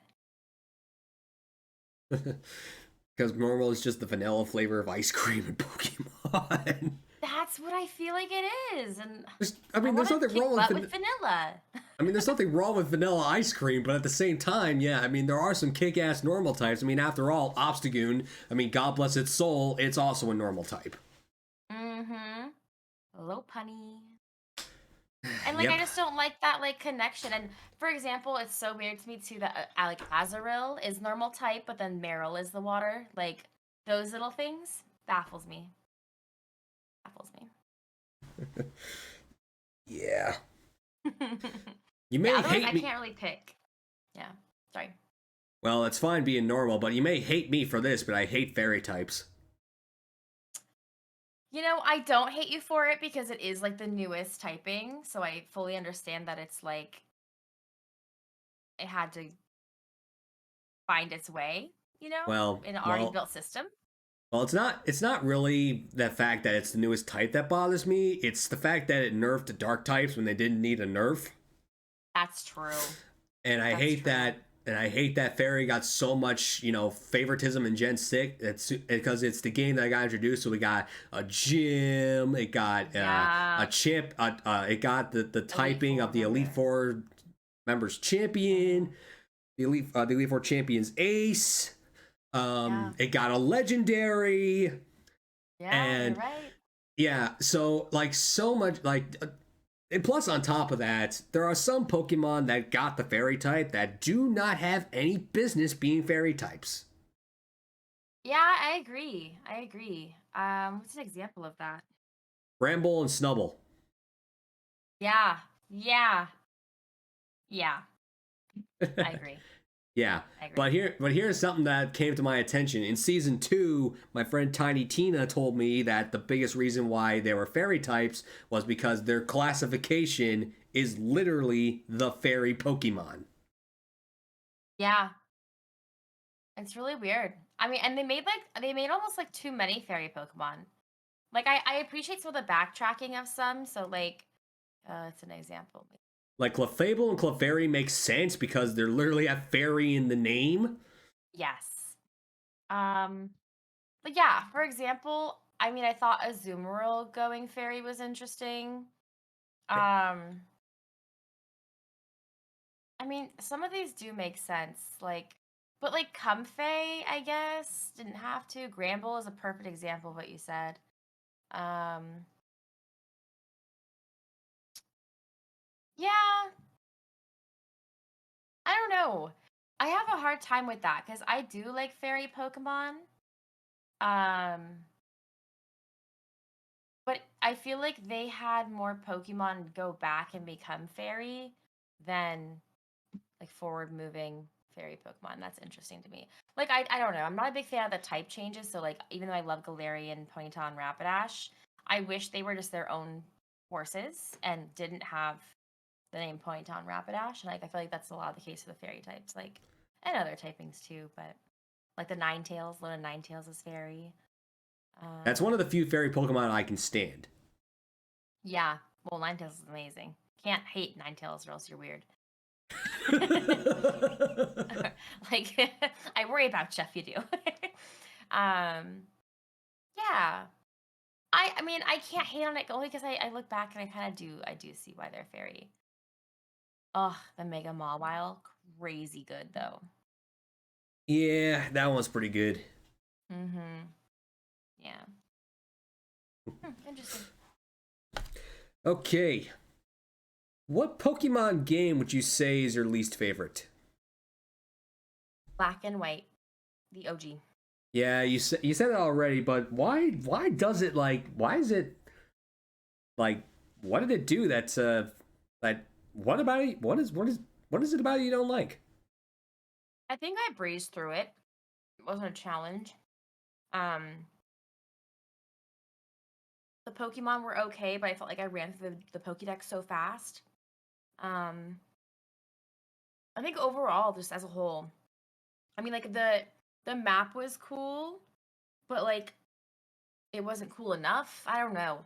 I really everything about the game is I just went all the way through it so fast, and I was like, I did not appreciate that. Like to me, I didn't like feel connected on the storyline. And then Black 2 and White 2 came out, and I was like, oh, thank God they redid this because this is the only game I needed like a new version of. Um, and I played that, and I loved that. So yeah, Hmm. Yeah, I mean, yeah, there are games where people just don't click with the storyline, so I can fully understand that. Uh, it's just that hard. was the one. Uh, as the Well, you host, I hold what? you like Black 2 and White 2 though, so like I'm with you. I get it, but you liked Black and White, but they were such different games. So what about them did you find to be the same? Well, it was just like it like Black and White were the origin story for Black 2 and White 2 because Black 2 and White 2 takes place 3 years after, or it's 2 or 3 years after the events of Black and White. So it's kind of like a continuation of the story. And I just got really entwined with the whole Black and White story detail. Like the evil team, even though they looked goofy as fuck, they had like this really straightforward mission. Hydrate. Yeah. Oh, I'm out. I loved Getsis as a evil team leader, and as the like Yeah. king of Team Plasma. That just kind of threw me for a curveball. Then the castle Yeah. freaking coming up and engulfing the Elite Four, and just like there's a whole lot about that just really got to me as a story driven person. And that was all regular black and white. I thought some of that was black and white too. No, the castle No? was no. I mean, the castle is still in Black 2 and White 2, but it's at the very end, post game. Yeah. Yeah. See, and I felt like it got exciting in post game. And that took too long. That took too long for me, for example. But I like I said though, like the black 2 and white 2 was really good. I really enjoyed that and I felt like it was worth my money. But like I don't know why, I just did not connect at all to the first black and white one. It was so interesting because I was surprised. I was like, this is the first game where I like took a step back and I was like, huh.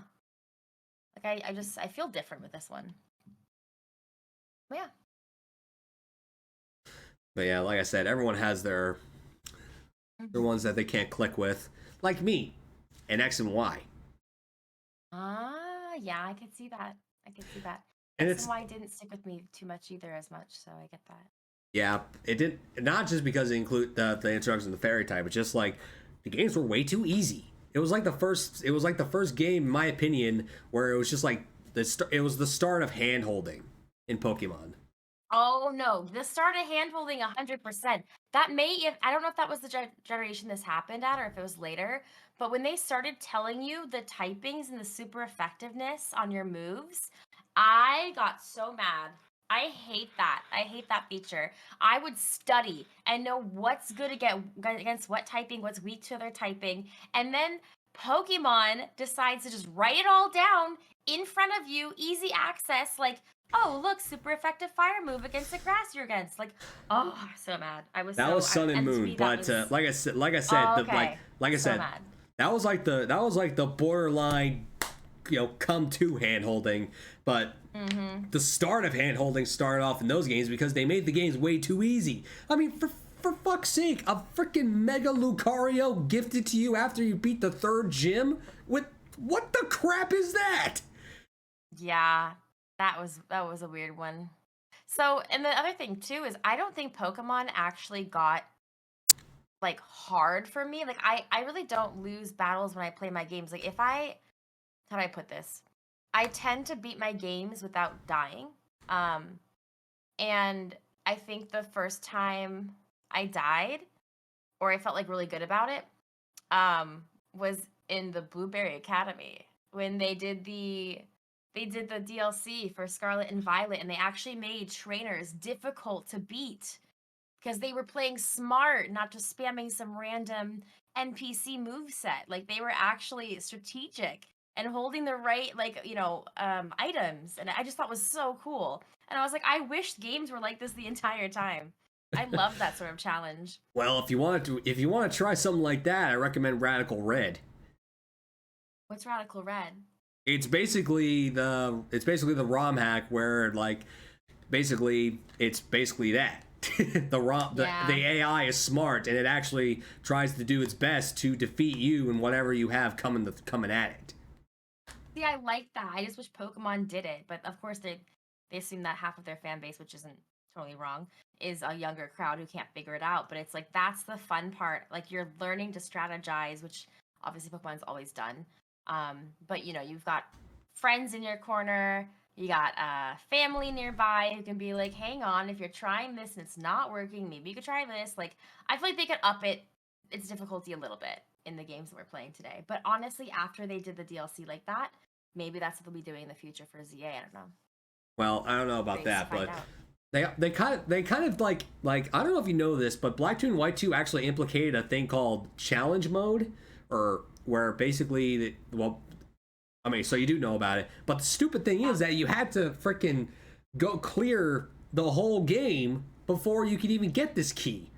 So there's no point in doing it afterwards. So you have to then have a second copy and then transfer the key over to there to unlock hard mode. So it's like, what's the point why can't I just get that right out of the gate instead of having to clear through the whole game on soft mode when I can do it on challenge mode? Yeah. And that's a great idea. Why not have that accessible to everybody in the beginning of each game? Like each storyline's different. The hard mode, the easy. Like I'd be so okay with that. As long as they're the same, just difficulty and like battling. Why not? Or like it could be like pick your age. And this is kind of weird, but like pick your age set. And like if you're like, 6 through 10, maybe you get the easy stuff, and then you can pick 25 and up or something, or 20 and up even, and have the things like, I don't know, more manageable. Difficult. Who knows? I fully agree. Okay, so we kind of touched this topic at the very beginning of the stream, but give us a little more detail about that very first experience you ever had with Pokemon. Well, I was too young to remember much. My mom tells me everything. Oh, I have a picture. Can I go get a picture real quick? Go ahead. Like an actual photograph? Okay. Yeah. Hold that. Yeah. Go ahead. Okay.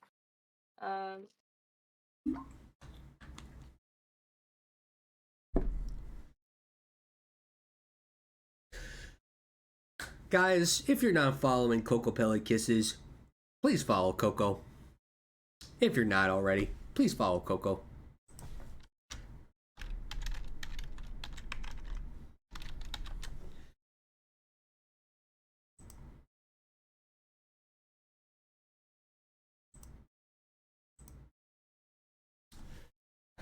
Go follow KokopelliKisses because she is an amazing person and she deserves all the love in the world. Thanks. I didn't want to get water, but I was thirsty, so I might have to go break soon. But this is me. Wow. On the side, no, here, this one. So super early days. Yeah, I was a Pokemon nerd all the way up. You can see there's like a sign on the door. It's hard to see, but it says Beanie Babies sold here. That's a callback. I know. So that's me holding up a magazine they used to have, and you can see it was like a local card shop when I was buying stuff back in the day, and yeah, so it was a whole store. Pokemon was big, BBAs are big.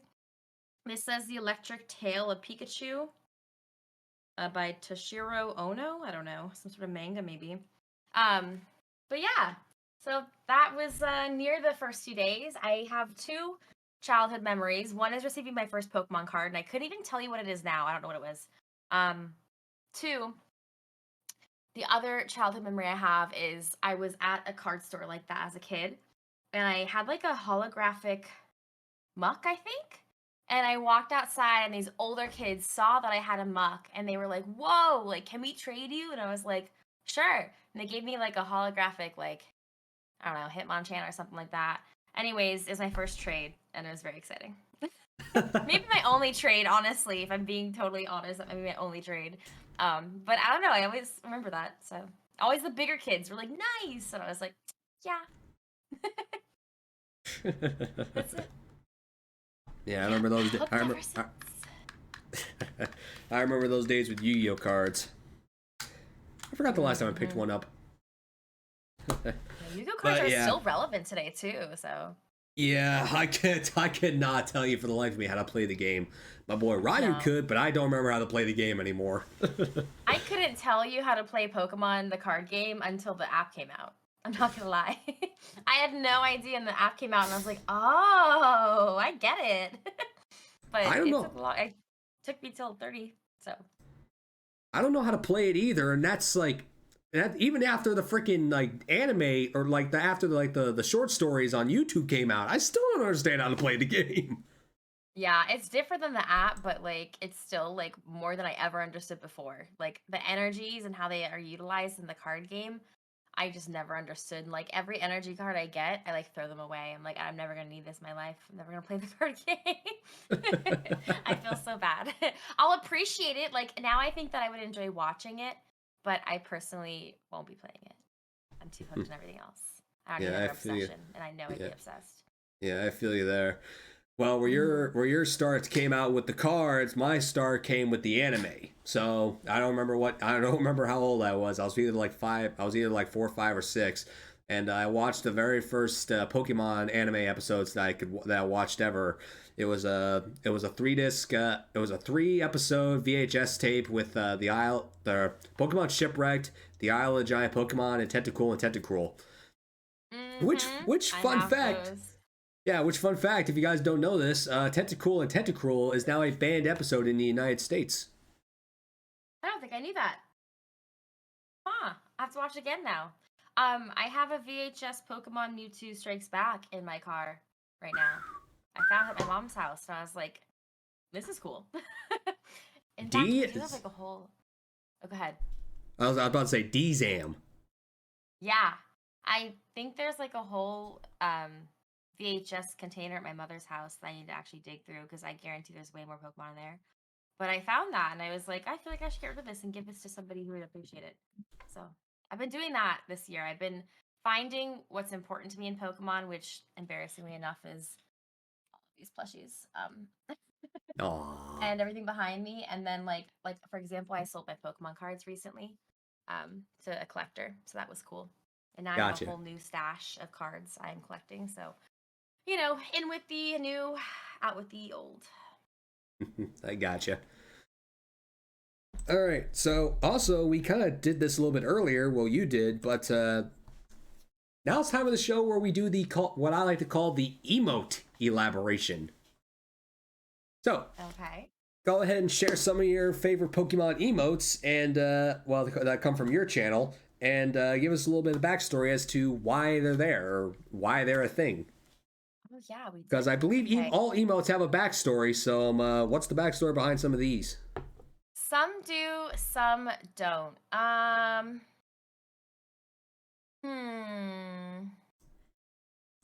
Let's see. This has a backstory. Oh, God, gross. The second I saw you upload that, I'm like, Koko, why? Well, it's annoying because it was a really good animated emo, and then Twitch banned it and said it was like inappropriate, which is crazy because it really isn't. It's just like there's dogs licking in Twitch, there's cats licking in Twitch, but you can't have a lick-a-tongue lick in Twitch. So weird. So yeah. I had to make it a static emo, and now it just looks weird. Right? And I can't get myself to delete it yet because it reminds me of the animated one we had. So that one's sad. I'm waiting for Twitch to get loose up the reins on that, I guess. This one I had, and then they got me and I was banned from uploading emotes for a while because of this Gengar. Gengar Dumpy. Yeah, and they brought it back. They said, just kidding, you can do twerking. And I was like, cool, do I get all those months back of not being able to upload emotes or what? The answer was no. Boo. I know. This is just my like favorite. It's just me. Jinx. Um, mhm. Um, this has a backstory. This is my cat Onyx, and Onyx is doing uppies. And there's a reason I have my cat emotes doing certain things. So for example, the Onyx uppies, he does uppies. He is a weird cat.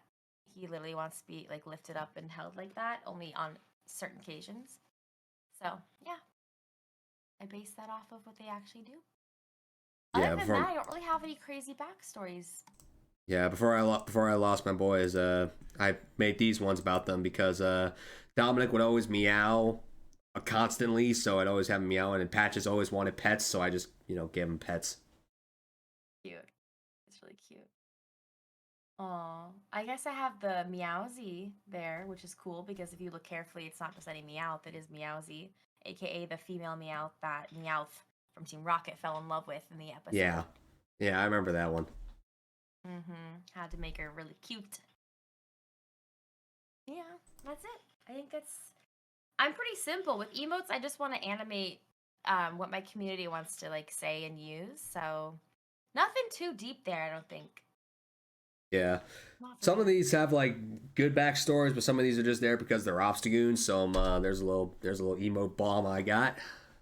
Mm.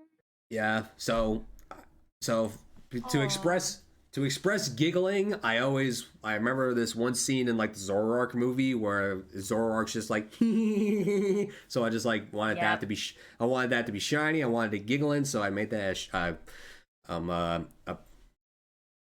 uh, an It's a animated really emote. good emote. Yeah. Mm-hmm. One I like to use. Let's see. Even though I'm a dark type enthusiast, my shiny luck emote is Reggie Drago because it's my very first on-screen shiny. So Oh, it pays homage to that. love that.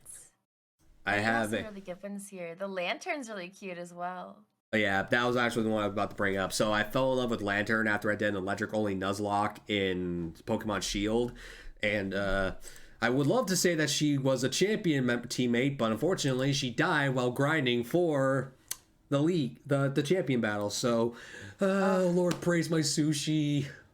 you poor thing. You poor Yeah, thing. yeah. My three most recent emotes are some of my favorite ones, just because I am a proud supporter of the LGBTQIA community. So I have Pride Tomb. That's a little fever dream I have. Oh, that is cute. And Chris did it. I love it. Yeah, Chris also did the Alolan Vulpix because I have a history with Alolan Vulpix because I shiny hunted and got Alolan Vulpix in every single game it's available in Sun and Moon, Ultra Sun and Moon. Let's Go via the trades, Sword and Shield, Scarlet and Violet. Got them all. Yeah. Yeah. That makes sense. Yeah, That is and awesome. I gained a newfound love and respect for Annihilate because it's my new favorite fighting type. So I just put Poké in there. Yeah, Annihilate is really hard to hate. It is a sick Pokemon. Love Yeah, it. That is awesome. I like that you also did a dusk ball for your GG emote. yeah. Just Couldn't have it any other way. Yep. No other way. I Mhm. actually got a dust ball cake one year for my birthday. That's cool. What? Yeah, yeah, yeah. My community got a tradition where they said they'd buy me a cake for my birthday, and like the second year they started doing this, I got this dust ball themed Obstagoon cake, and I'm like, oh my god, this is awesome. That is so cool. I love that. Yeah, I was actually gonna get a Darkrai Master Ball cake last year, but unfortunately the baker had some family issues at the time, so she couldn't make the cake. So maybe this year I'll get that cake. I hope so. So deserving. That is so freaking cool. I've never even heard of cakes like that before, so Yeah, might have to yeah. strive for that next year. It's just your standard like two-layer cake with font like the fondant topping and whatnot, but it's still really cool stuff.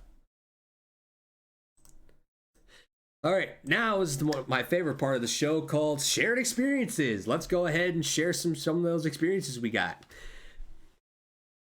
boy, like what? Yeah, the clips I asked for. The clips. Okay, this is gonna be fun. I'll hush up All for right, this. so let me swap this. So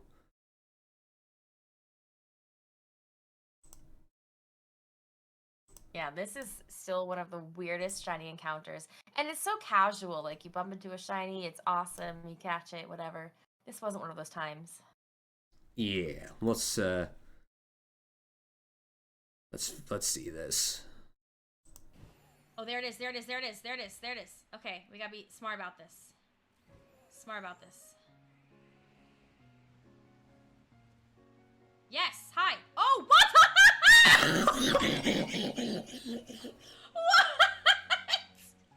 What the fudge? Oh my god! Whoa! It fell with you. It just ran me off the cliff. After me. It just ran me off the cliff and then. What the fudge? What was? Oh, there it is. There it is. There it is. There it is. There it is.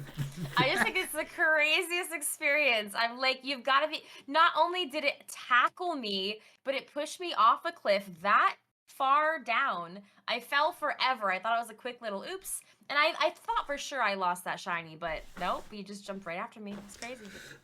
I mean, I saw Tiller one time. He found a shiny Gabite and he fell. It was doing an area, so he fell off the ledge that it was on. And when he landed on the bottom, the group like fell with him, and there was like, oh my god, it fell with me. Yup. That's exactly what it was. He took me out, and he's like, okay, I feel bad about that. Let me just let you catch me. Okay, this one, let's. Yeah. Yeah. I was like, no, I think you're gonna get to know him, and I think you're gonna. What?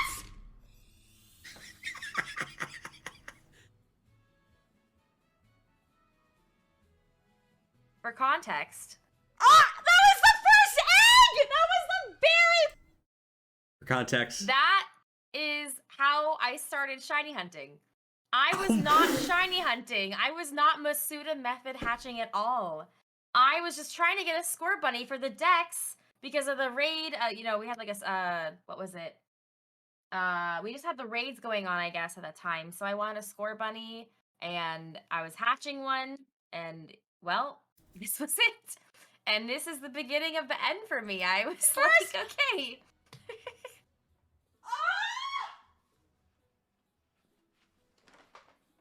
That was the very first egg! That's it. Yeah.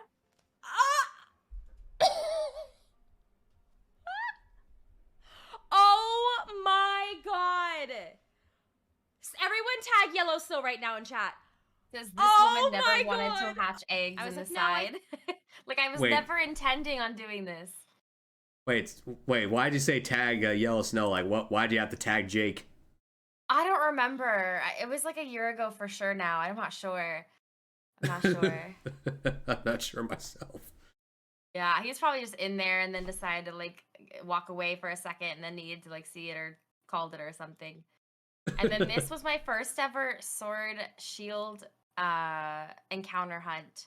So I'm at like 835, you can see in the top right. And I'm at this point I'm learning how to shiny hunt because I got that score bunny, and then I started doing the Masuda method egg hunts in Scarlet and Violet because I felt like it was manageable after that score bunny.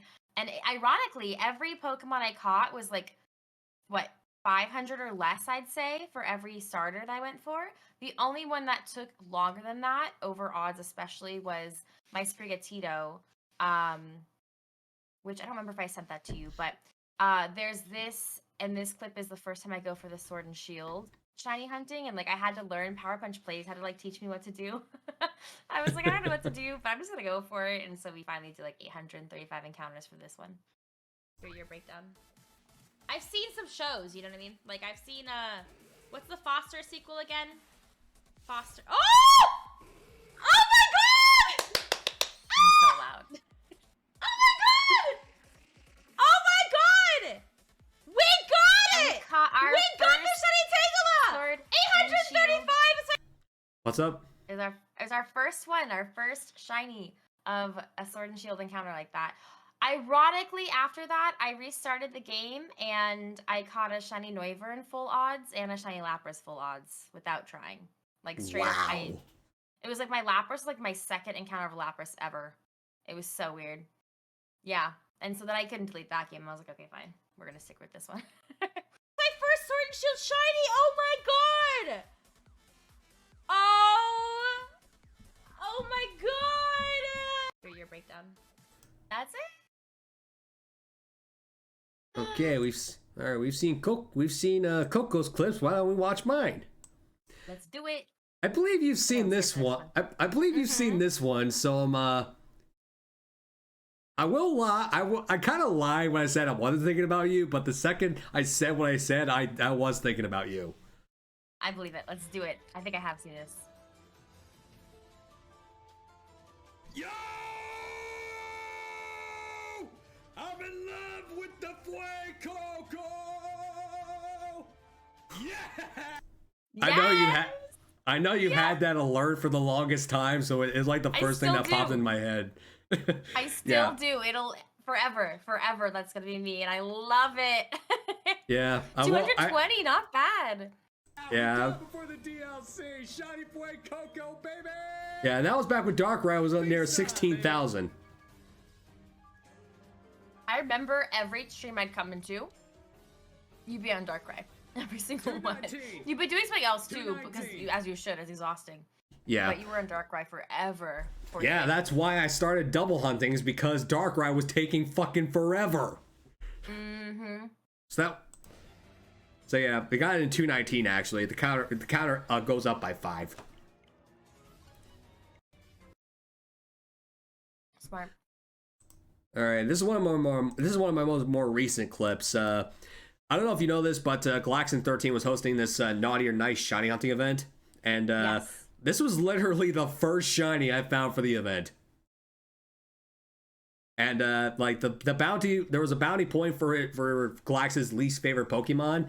And for those of you that don't know, Galax's least favorite Pokemon is Lapras. So literally, I just finished the sandwich and watch what happens.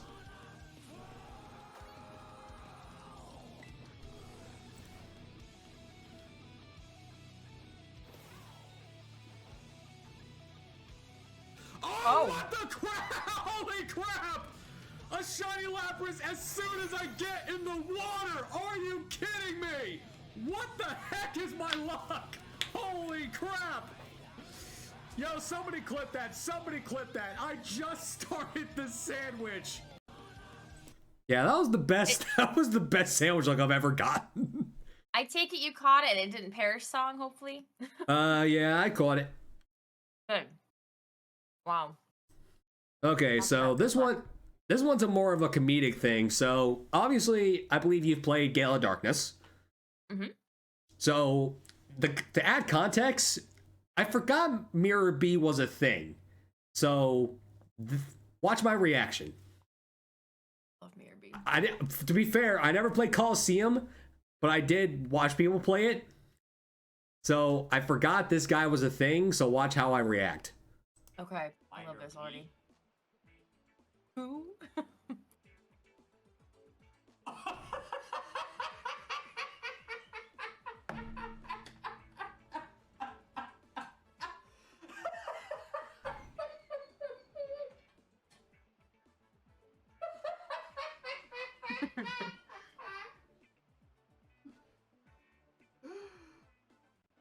Oh my god. I fall out of my chair laughing. No way. I love that. I love that. I forgot this guy was a thing. Yeah, Just very. losing it. You're just losing it. Like, who the hell is this guy? I know, like, this is actually the very first time I played XD Gale of Darkness. I used an emulator, and I'm like, oh my god, this is some of the funniest shit I've ever seen. Like, I had a lot of good laughs in XD Gale of Darkness when I played it on screen. I had a lot of laughs. But I remember. Sorry. Yeah. I remember, like, taking on Meyer B as a kid, and he had a team of all Ludicolo's. It was crazy. And then he had one shadow. Well, what was it? I don't remember what the Pokemon was now. But he had all Ludicolo, and then one of these Pokemon. And it took forever because it would always, they'd do rain dance and start raining, and they had rain dish. And you'd like almost knock one out, but then it would like keep healing. It was just like the longest, it felt like the longest battle ever. And you have to hear that music forever because you couldn't get out of it. It was just really funny. Ludicolo after Ludicolo after Ludicolo. Every time I think of Ludicolo, I think of that episode in the anime where the freaking guy with the bongo drums comes in and like Ludicolo comes and is like Ludicolo, Ludicolo, Ludicolo, Ludicolo. Yup. That's literally why I have that emote. And my raid message when someone raids into me is the Meyer B music. I'll never change that either. Yeah, when someone raids into me, normally, I have Piers' battle theme playing. Oh yeah, and it's great, dude. They have some really. I think they've had good music all the way through. Like I can't complain about any Pokemon songs. I hear that. Too good. All right, so along with the things we just shared, I mean, I personally haven't done much traveling for Pokemon-related experiences, but you've been all over the place, little Miss Koko. So, give me some details, or give us some stories as to experiences that you had that originated from Pokemon. So it's like, going to TwitchCon or going to PAX. Like, give us some of the stories you have about those experiences that just really showed you like Pokemon brings people together. Oh gosh. Okay. I don't even know where to start. It does. So when I first started streaming, I played Pokemon. I played other games too. I like learned how to play FPS games, learning from the PC. Play things like Stray. I'll play things like It Takes Two, so other games as well. But Pokemon I always played like for myself, and I really kind of grew up used to this where I would just be a big Pokemon fan in school and like nobody would get it. They'd love me, but they just wouldn't get it. And I'd be excited about Pokemon cards, Pokemon collectibles. I had so many figurines somewhere behind me now. And my parents didn't get it. My friends didn't get it. The school didn't get it. They even banned Pokemon cards from my school. Mine too. Yeah. So like the list goes on. I never really had people besides an occasional online friend, like back when freaking Facebook was a thing. No, MySpace. I'm sorry, MySpace. Back when MySpace was a thing. Ooh, outdating myself. And like that just wasn't enough. I fell out of touch with those people, and I just didn't really have a constant Pokemon lover in my life. But then I met the Pokemon community and my life changed. I did not realize that so many people were just as much of a fan of Pokemon like as I was. That seriously took so long to figure out. And it all came from Twitch. The greatest part about going to these events like TwitchCon, PAX East, DreamHack, Pokemon Worlds, which I haven't been to yet, so I can't speak on, but I do hope to go this year. Me too. Truly have been a blast so far.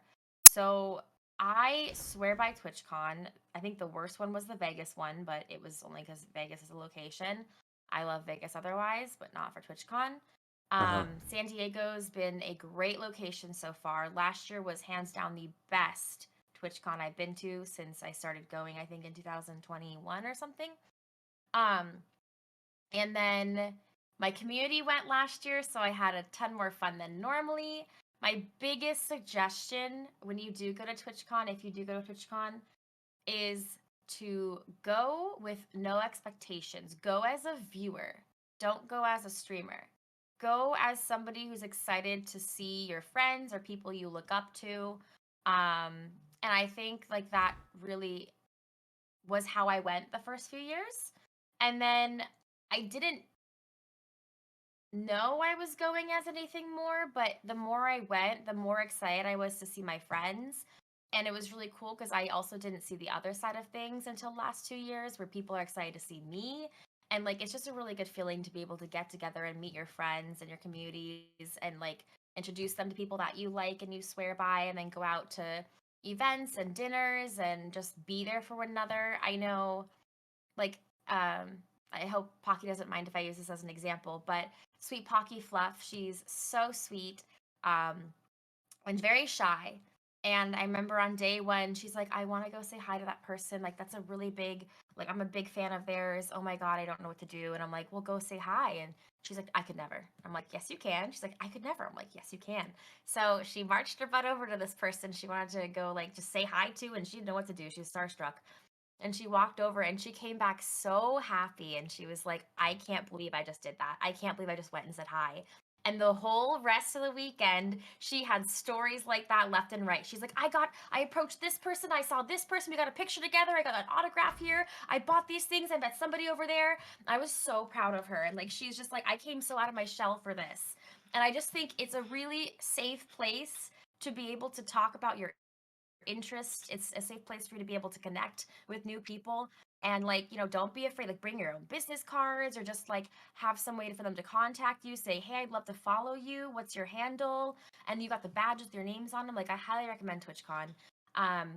DreamHack was a lot of fun, but I won't go back to the Atlanta one. There was just like some criminal stuff going on. Like, people were just sus out there.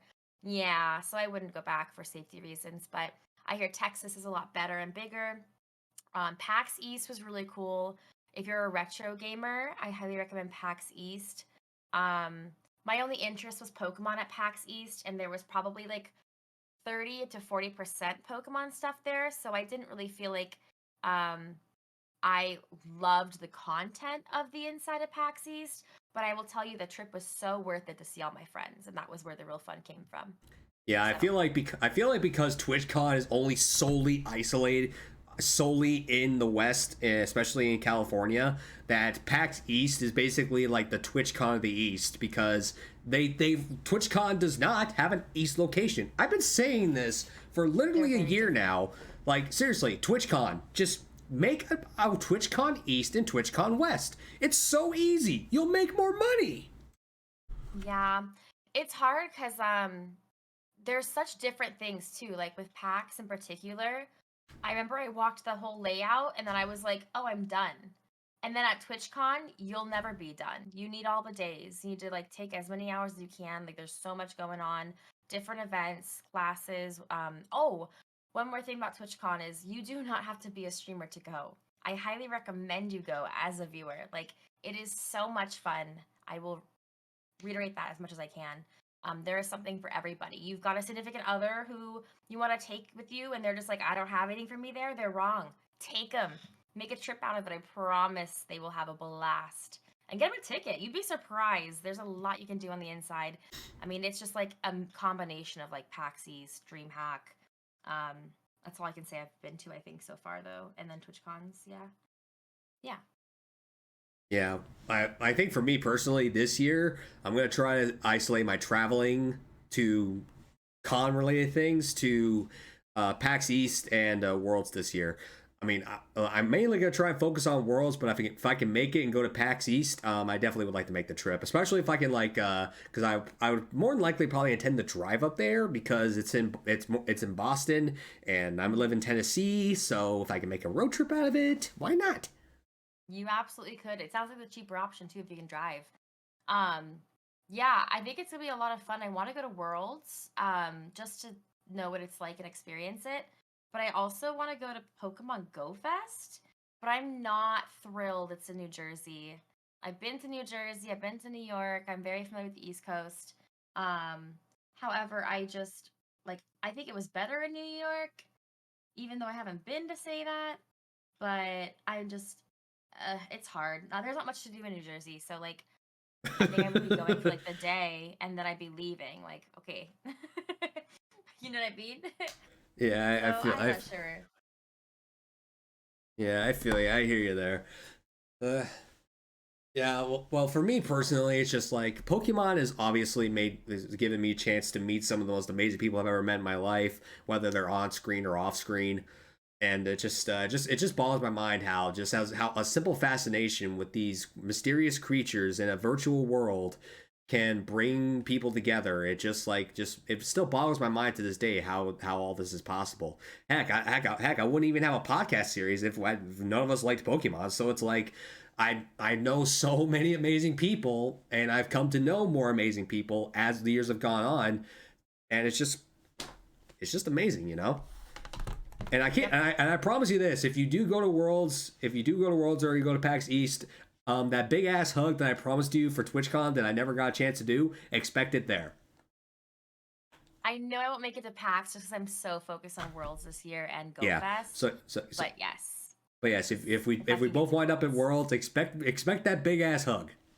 Of course. I really want to make it work. I have a hard time like finding out when to sign up, what to do, who to contact. So like I'm kind of just waiting on that.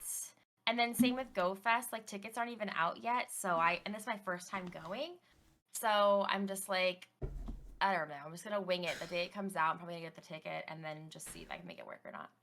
Yeah, I'm mainly gonna travel with Vera V and a few other of her peeps. So that's where, well, basically once I find word about that, that's where that's gonna happen.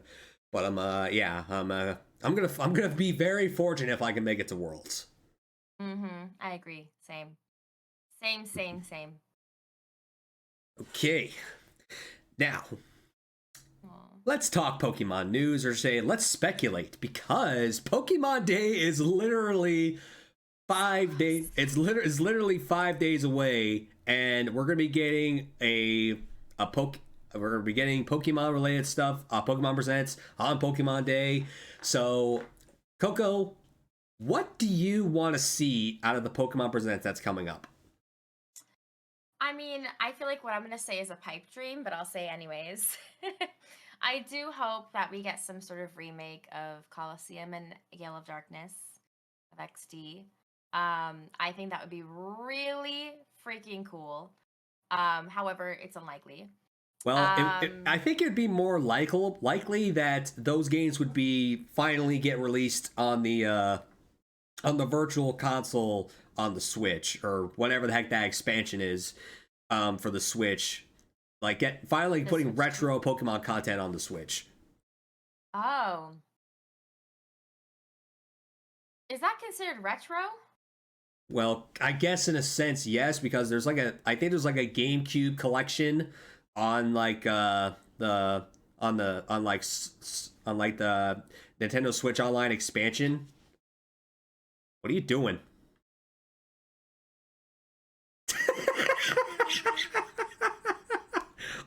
Oh man, that looks so cool.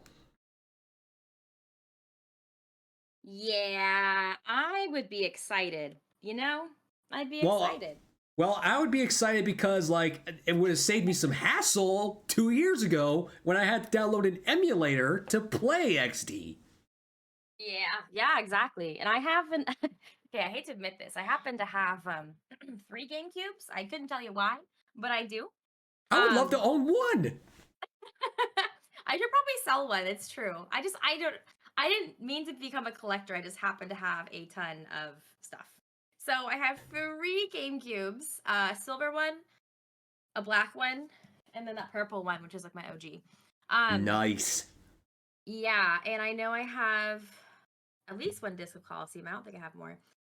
But yeah, so I would love to see that in the new trailer. I'd also obviously love to see a real, actual, like a video, an actual trailer of ZA. Because last time we did not get enough, not nearly enough. I want to be hyped for seeing a Pokemon in the background and discovering and deciphering what it is. And, you know, we always go through those things. We always have other streamers and other friends like look into what it could be, what this video might mean, why did they say this word, how they phrase it this way, look at the background, what are we seeing over there, could this entail this is gonna happen? Like, I miss that, and we haven't had that for over a year now, and it's killing me. The anticipation, I've been so bored, and like I know they're trying so hard to make like Scarlet and Violet still relevant, and they're doing a good job.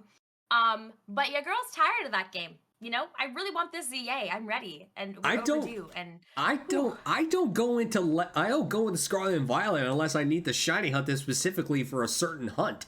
But Yep. I do agree with you on that front. We need a new trailer. But actually, I want to ask you this: do you think this game is taking place in the past or in the future, based on the XY timeline? I think it's in the future. But I think it's interesting because the initial video seems like it's construction, I don't know, maps or construction sites. And I almost feel like you're gonna have to go construct a new area. Oh, okay. And then I did hear something really, really early on, and I don't know if it's like been confirmed or not. If you want me to share it, I will. Go ahead. Okay. So there was a theory that I would love to believe in that basically you as a player live in a world where Pokemon and humans don't really work together. They don't really talk. They don't really hang out. They're just not close.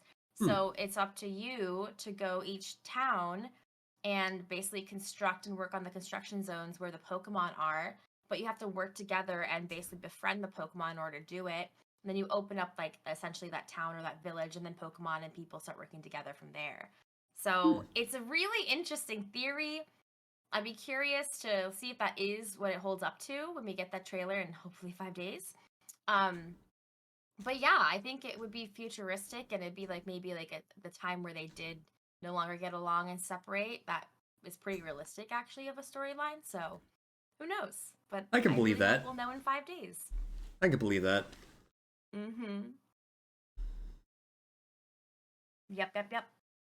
Anything Okay. else? Otherwise, for new Pokemon, I have no idea what to expect. I'm trying to keep an open mind about everything, so I don't want to theorize or anything too far, but I just want a new trailer and I want a date. I want a goddamn date in 2025. If they say this game will be done in 2026, I don't know what I'll do. I don't know what I'll do. Well, let it be that way, because in case you forgot, the last game they released were full of so many flipping bugs. Yes. But they rushed that, and like this, even though this isn't being rushed, there's no way they would take like 2 years like and announce it early. I don't know.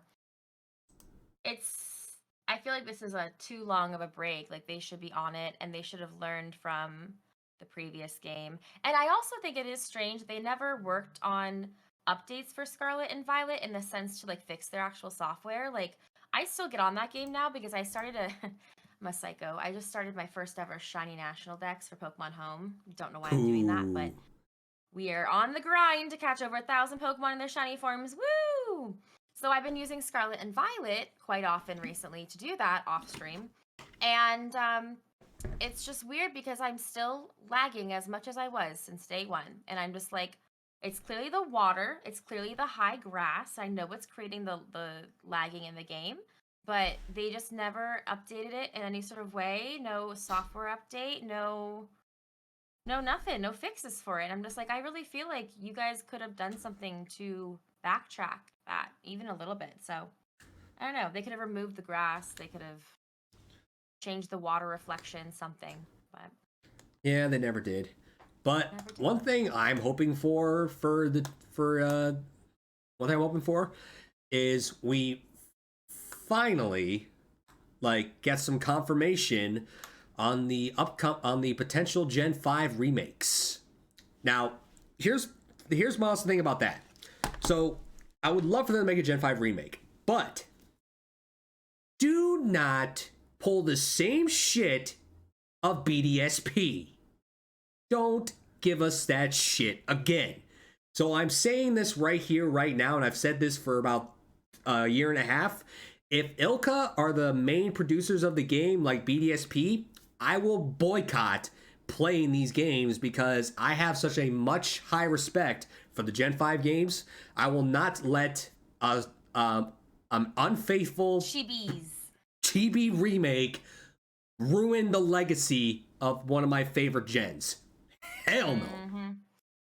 They never should have done Chibi. It was so funny because they did Let's Go like Pikachu and Eevee, and like that wasn't Chibi. And then they redid Omega Ruby and Alpha Sapphire, and I didn't feel like that was chibi. That was just kind of like a taller version of what they had before, and for its time, it made sense. But yeah, no, the BDSP remake, when that came out as chibi, I remember my first reaction to the trailer was, what the heck? We're in what year and they're doing chibis? Like, you can do better than this. And then they kept Exactly. releasing more and more, and I was like, this is so behind for its time. Like, and even though I found a new like respect for BDSP for other reasons, it's frustrating to look back and just be a chibi on a screen like in the time that we're in. And it's still relevant. We're still playing BDSP. And so I just don't think I think it was just so far back and outdated, and for the year we were in, that made no sense. And I don't think they'll do chibi again because I think they heard our complaints, I hope. But I mean, I was complaining when the trailer was first released. And then there's people like Sonic who makes an ugly Sonic, and we complain and they go back and fix the entire movie. Like, props to them. But Pokemon needs to step it up and be prepared to do the same thing. They need to release the information now so we can complain, and then they can fix it before it gets released. Exactly. Mhm. But yeah, got you. but yeah, I mean, I will be brutally honest. I was a little upset that the next Legends game is based in Gen 6 when I wanted it to be based in Gen 5, because I'm one of those people that wants to see the original dragon, damn it. Yeah, that would make sense. I don't know what to expect with that. Like, I mean, we think Gen 6. Are we sure it's Gen 6? Because I don't Yeah, know. I think we're pretty damn sure it's Gen 6. Okay, because I don't know enough. That freaking first trailer didn't tell me squat. So I feel Oh. like I don't know what to expect at all. Because I'm mean, all waiting we- for them. They could have changed their minds since they released that a year ago. Like, God knows what's going to happen. I mean, all we know is that it's based in Lumio City and that Zygarde's involved somehow. Like, I don't know how Zygarde is going to get involved in this game, because we already have, like, the Zygarde lore between Gen 6 and Gen 7. So what else is there to add? That's my question. If I'm being honest, we don't need more Zygarde. Like, Zygarde's had its time to shine. We have a freaking Zygarde to catch in DAs. Like, that's plenty for me. That's plenty for me to focus on. So I'm surprised they went with Zygarde for this in the first place. But I don't know, because I feel like anything could happen, even though it is in Lumio City. It could be, like, there are other generations that, like, implement that's a thing, especially in the future. Like, I don't know what to expect. It could feature more than just Gen 6 in general. It could feature 5, it could feature 6, it could feature all of them. I don't know. So I'm curious to how big they're going to make this game. Is it going to be more of a Scarlet Violet open world, which I presume it is? Or is it going to be a smaller on the path, one direction journey like most of the other games before that? So who knows? Who knows? But I hope we find out in 5 days. That's all I want. Yes, me too. Let's hope we find out. Yep. Okay, so to round off the show, I like to give the guests an opportunity to discuss any future plans they have regarding their content or goals they'd like to achieve in the upcoming year. So, if there's something you have in mind that you want to spill the beans on, or if there's a goal you want to hit, let's hear it. That's a great question. I always have goals, but I don't always say them out loud. So Fair I enough. know this month in particular, we are fighting for going back to the Eternal Forest and going for our Baneri. So here we are. So we're doing that in bits and pieces. I'm also messing around with other games to stay sane, but we are going to be doing Baneri all month of February. After that, I'm not too sure. A lot of the trips are coming up for me. In the beginning of the year. So frankly, I do plan on playing ZA the second it's out forever. I like intend on just taking days off as needed. So I know I'm gonna be hooked on that. And I'm still working on my Shiny National decks, but I am doing that more offline, if anything. Other than that, we're just kind of hanging out with the community every Sunday, Tuesday, and Thursday. We've been doing a little Valentine's Day bingo card that Belle in chat actually has done a good job of making. So she did like a little bingo card that I'm just casually partaking in. I'm also enjoying a lot of Palia, some new Palia updates. I'm on that. I am trying to find a balance in my life right now. And like I said earlier to you, I am focused on my social life right now because a lot of my friends are up and getting married and having children. I'm trying to like get them all in while I can.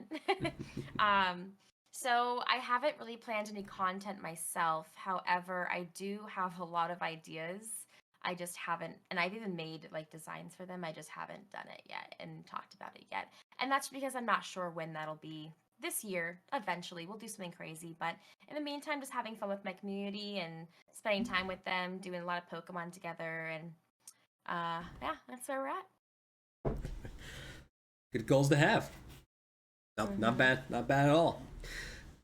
For me personally, I want to finish. I want to this year wrap up season 4 and host season 5 of this podcast. So that way, by the time season 6 rolls around next year, I'll have so many people lined up for a potential, reunion show. It's just like the last reunion show went off amazingly, so I can't wait to see how many people I can get for the second reunion, third reunion that show. Sounds like fun. Oh yeah. When do you do the reunion shows? Do you do them in December or? I do them in January because it's like the last January was the 2-year anniversary of the show. Next year it'll be the 3-year anniversary. So more details will come with that. But other than that, I want to keep doing what I'm doing. Shiny hunting the targets Pokemon that I have. I want to finish up. I actually have 4 specific challenge runs I want to do this year. So I've already let's see. Do I have them listed right here? Oh yeah. So I'm currently doing a shiny lock in Emerald Sea Glass. It's a ROM hack of Gen 3, and it's absolutely amazing. Highly recommend. I want to start over with my Platinum Randomizer Nuzlocke because it's a challenge run I started before I went on hiatus last year. So I want to finish that. I want to start the final Dark Lock in the history of my Dark Conquest series, the Soul Silver Dark Lock. And I want to finally conduct my first Soul Link, which I was going to conduct last year, but stuff happened, so couldn't have done that. And also I just want to hang out with more of my Pokemon peeps and meet them because I've already been making plans to meet people off screen, and it's just really good experience. And like I said, I want to go to Worlds and see how far I can get to go in there. So yeah, just trying to live the best life I can, Amen to that. Well, making it through 2025 is half the battle, so we got this. Okay. Oh, well, that's awesome. I appreciate it. But yeah, Koko, again, I want to thank you so much for taking time out of your day to sit down with me and let me pick your brain and finally get you on this show. Because like I said, guys, I've been waiting nearly 2 years to interview this woman. Finally, I got to interview her. Thank you so much for having me, Spence. It was fantastic to be here. Thank you to my community and Spence's community for hanging out with us in chat today, too. That is super exciting. You guys get to meet, talk to us, and figure out what we're all about. Always down to be here and just play some games together, and our community is awesome. So thank you for having me on. Yep, we do appreciate it. All right, so last thing. Code of conduct. The guest chooses the raid. So where are we sending this nerd herd today? Ooh, let me refresh your stream and see who's still live. Love that. Let's see. Let's do... we do Pokemon or something different? It could be whoever you want.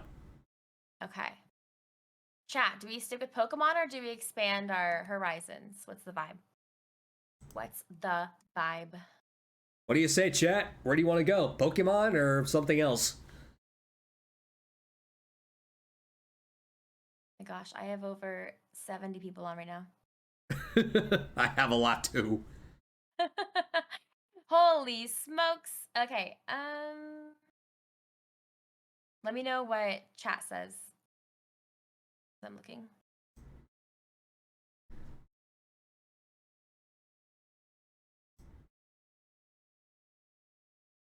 I don't know. Chat's saying Jesse Rachel. So, well, that's not Pokemon. I was just in there yesterday, though. I wanted to show you someone that you might not know. Who is it? This particular person, I just lost it. Do you know Dre? My Doing Final Fantasy right now. Are you talking about Dre 715? Uh-huh. Yeah. Yep, Okay, you know I Dre? know. Good. Okay. How about Lucian Lycanroc? I know Lucian too. Good. Okay. I know a lot of Pokemon peeps. I know. I figure you do. Chat as well. I don't think you'd know Ambu Lord 8TV. I don't believe I have. Okay, let's do. You know Maria, I take it, and Tina.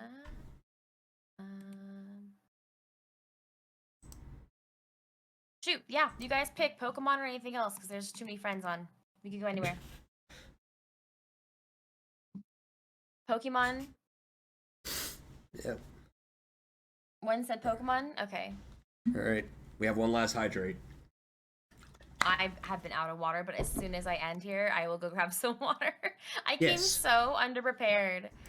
Okay. This is hard.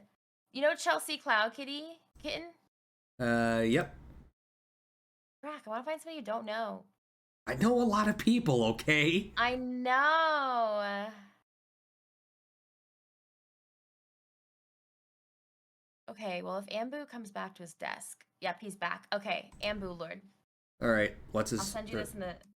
Yeah, I'll put it in the side chat. Yeah, just put it in the chat. That's easiest for me. Your actual Twitch chat? Yeah, my Twitch chat. Okay, bet. That'll just be easier for me. Listen, Alistair, there's a reason why it takes me 10 years to rate out on my own stream, okay?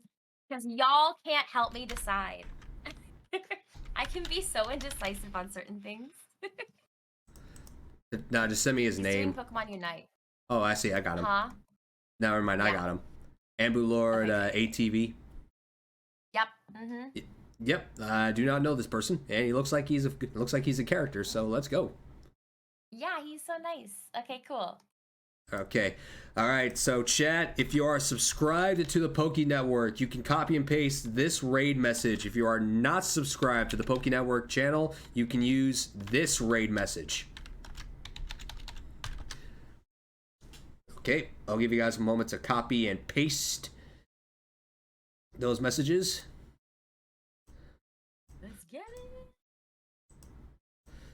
All right, so again, Koko, before we kick things off, just thank you so much for taking the time out of your day to let me to not only be interested in my show after all this time, but also to actually take the time out of your day to be a part of the show. It really means a lot. I'm glad we got to make it work. I really appreciate you having me on. It was a lot of fun. It was definitely a lot of fun. Next time. All right, so what's your what do you have a normal outro that you'd like to say at the end of your streams? Not an outro. I just dropped my socials and yeah, no, I'm not that creative. Just kidding.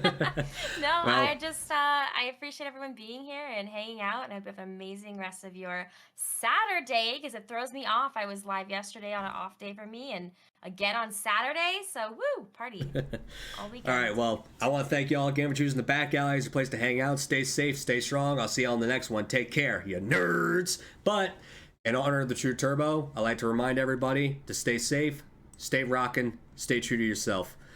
I will be back in about 2-3 weeks with another episode of the podcast, but I'll see you all on Sunday for the continuation of the Shiny Luck. But from all of us here at PokeNERDS Inc., till next time, bye-bye!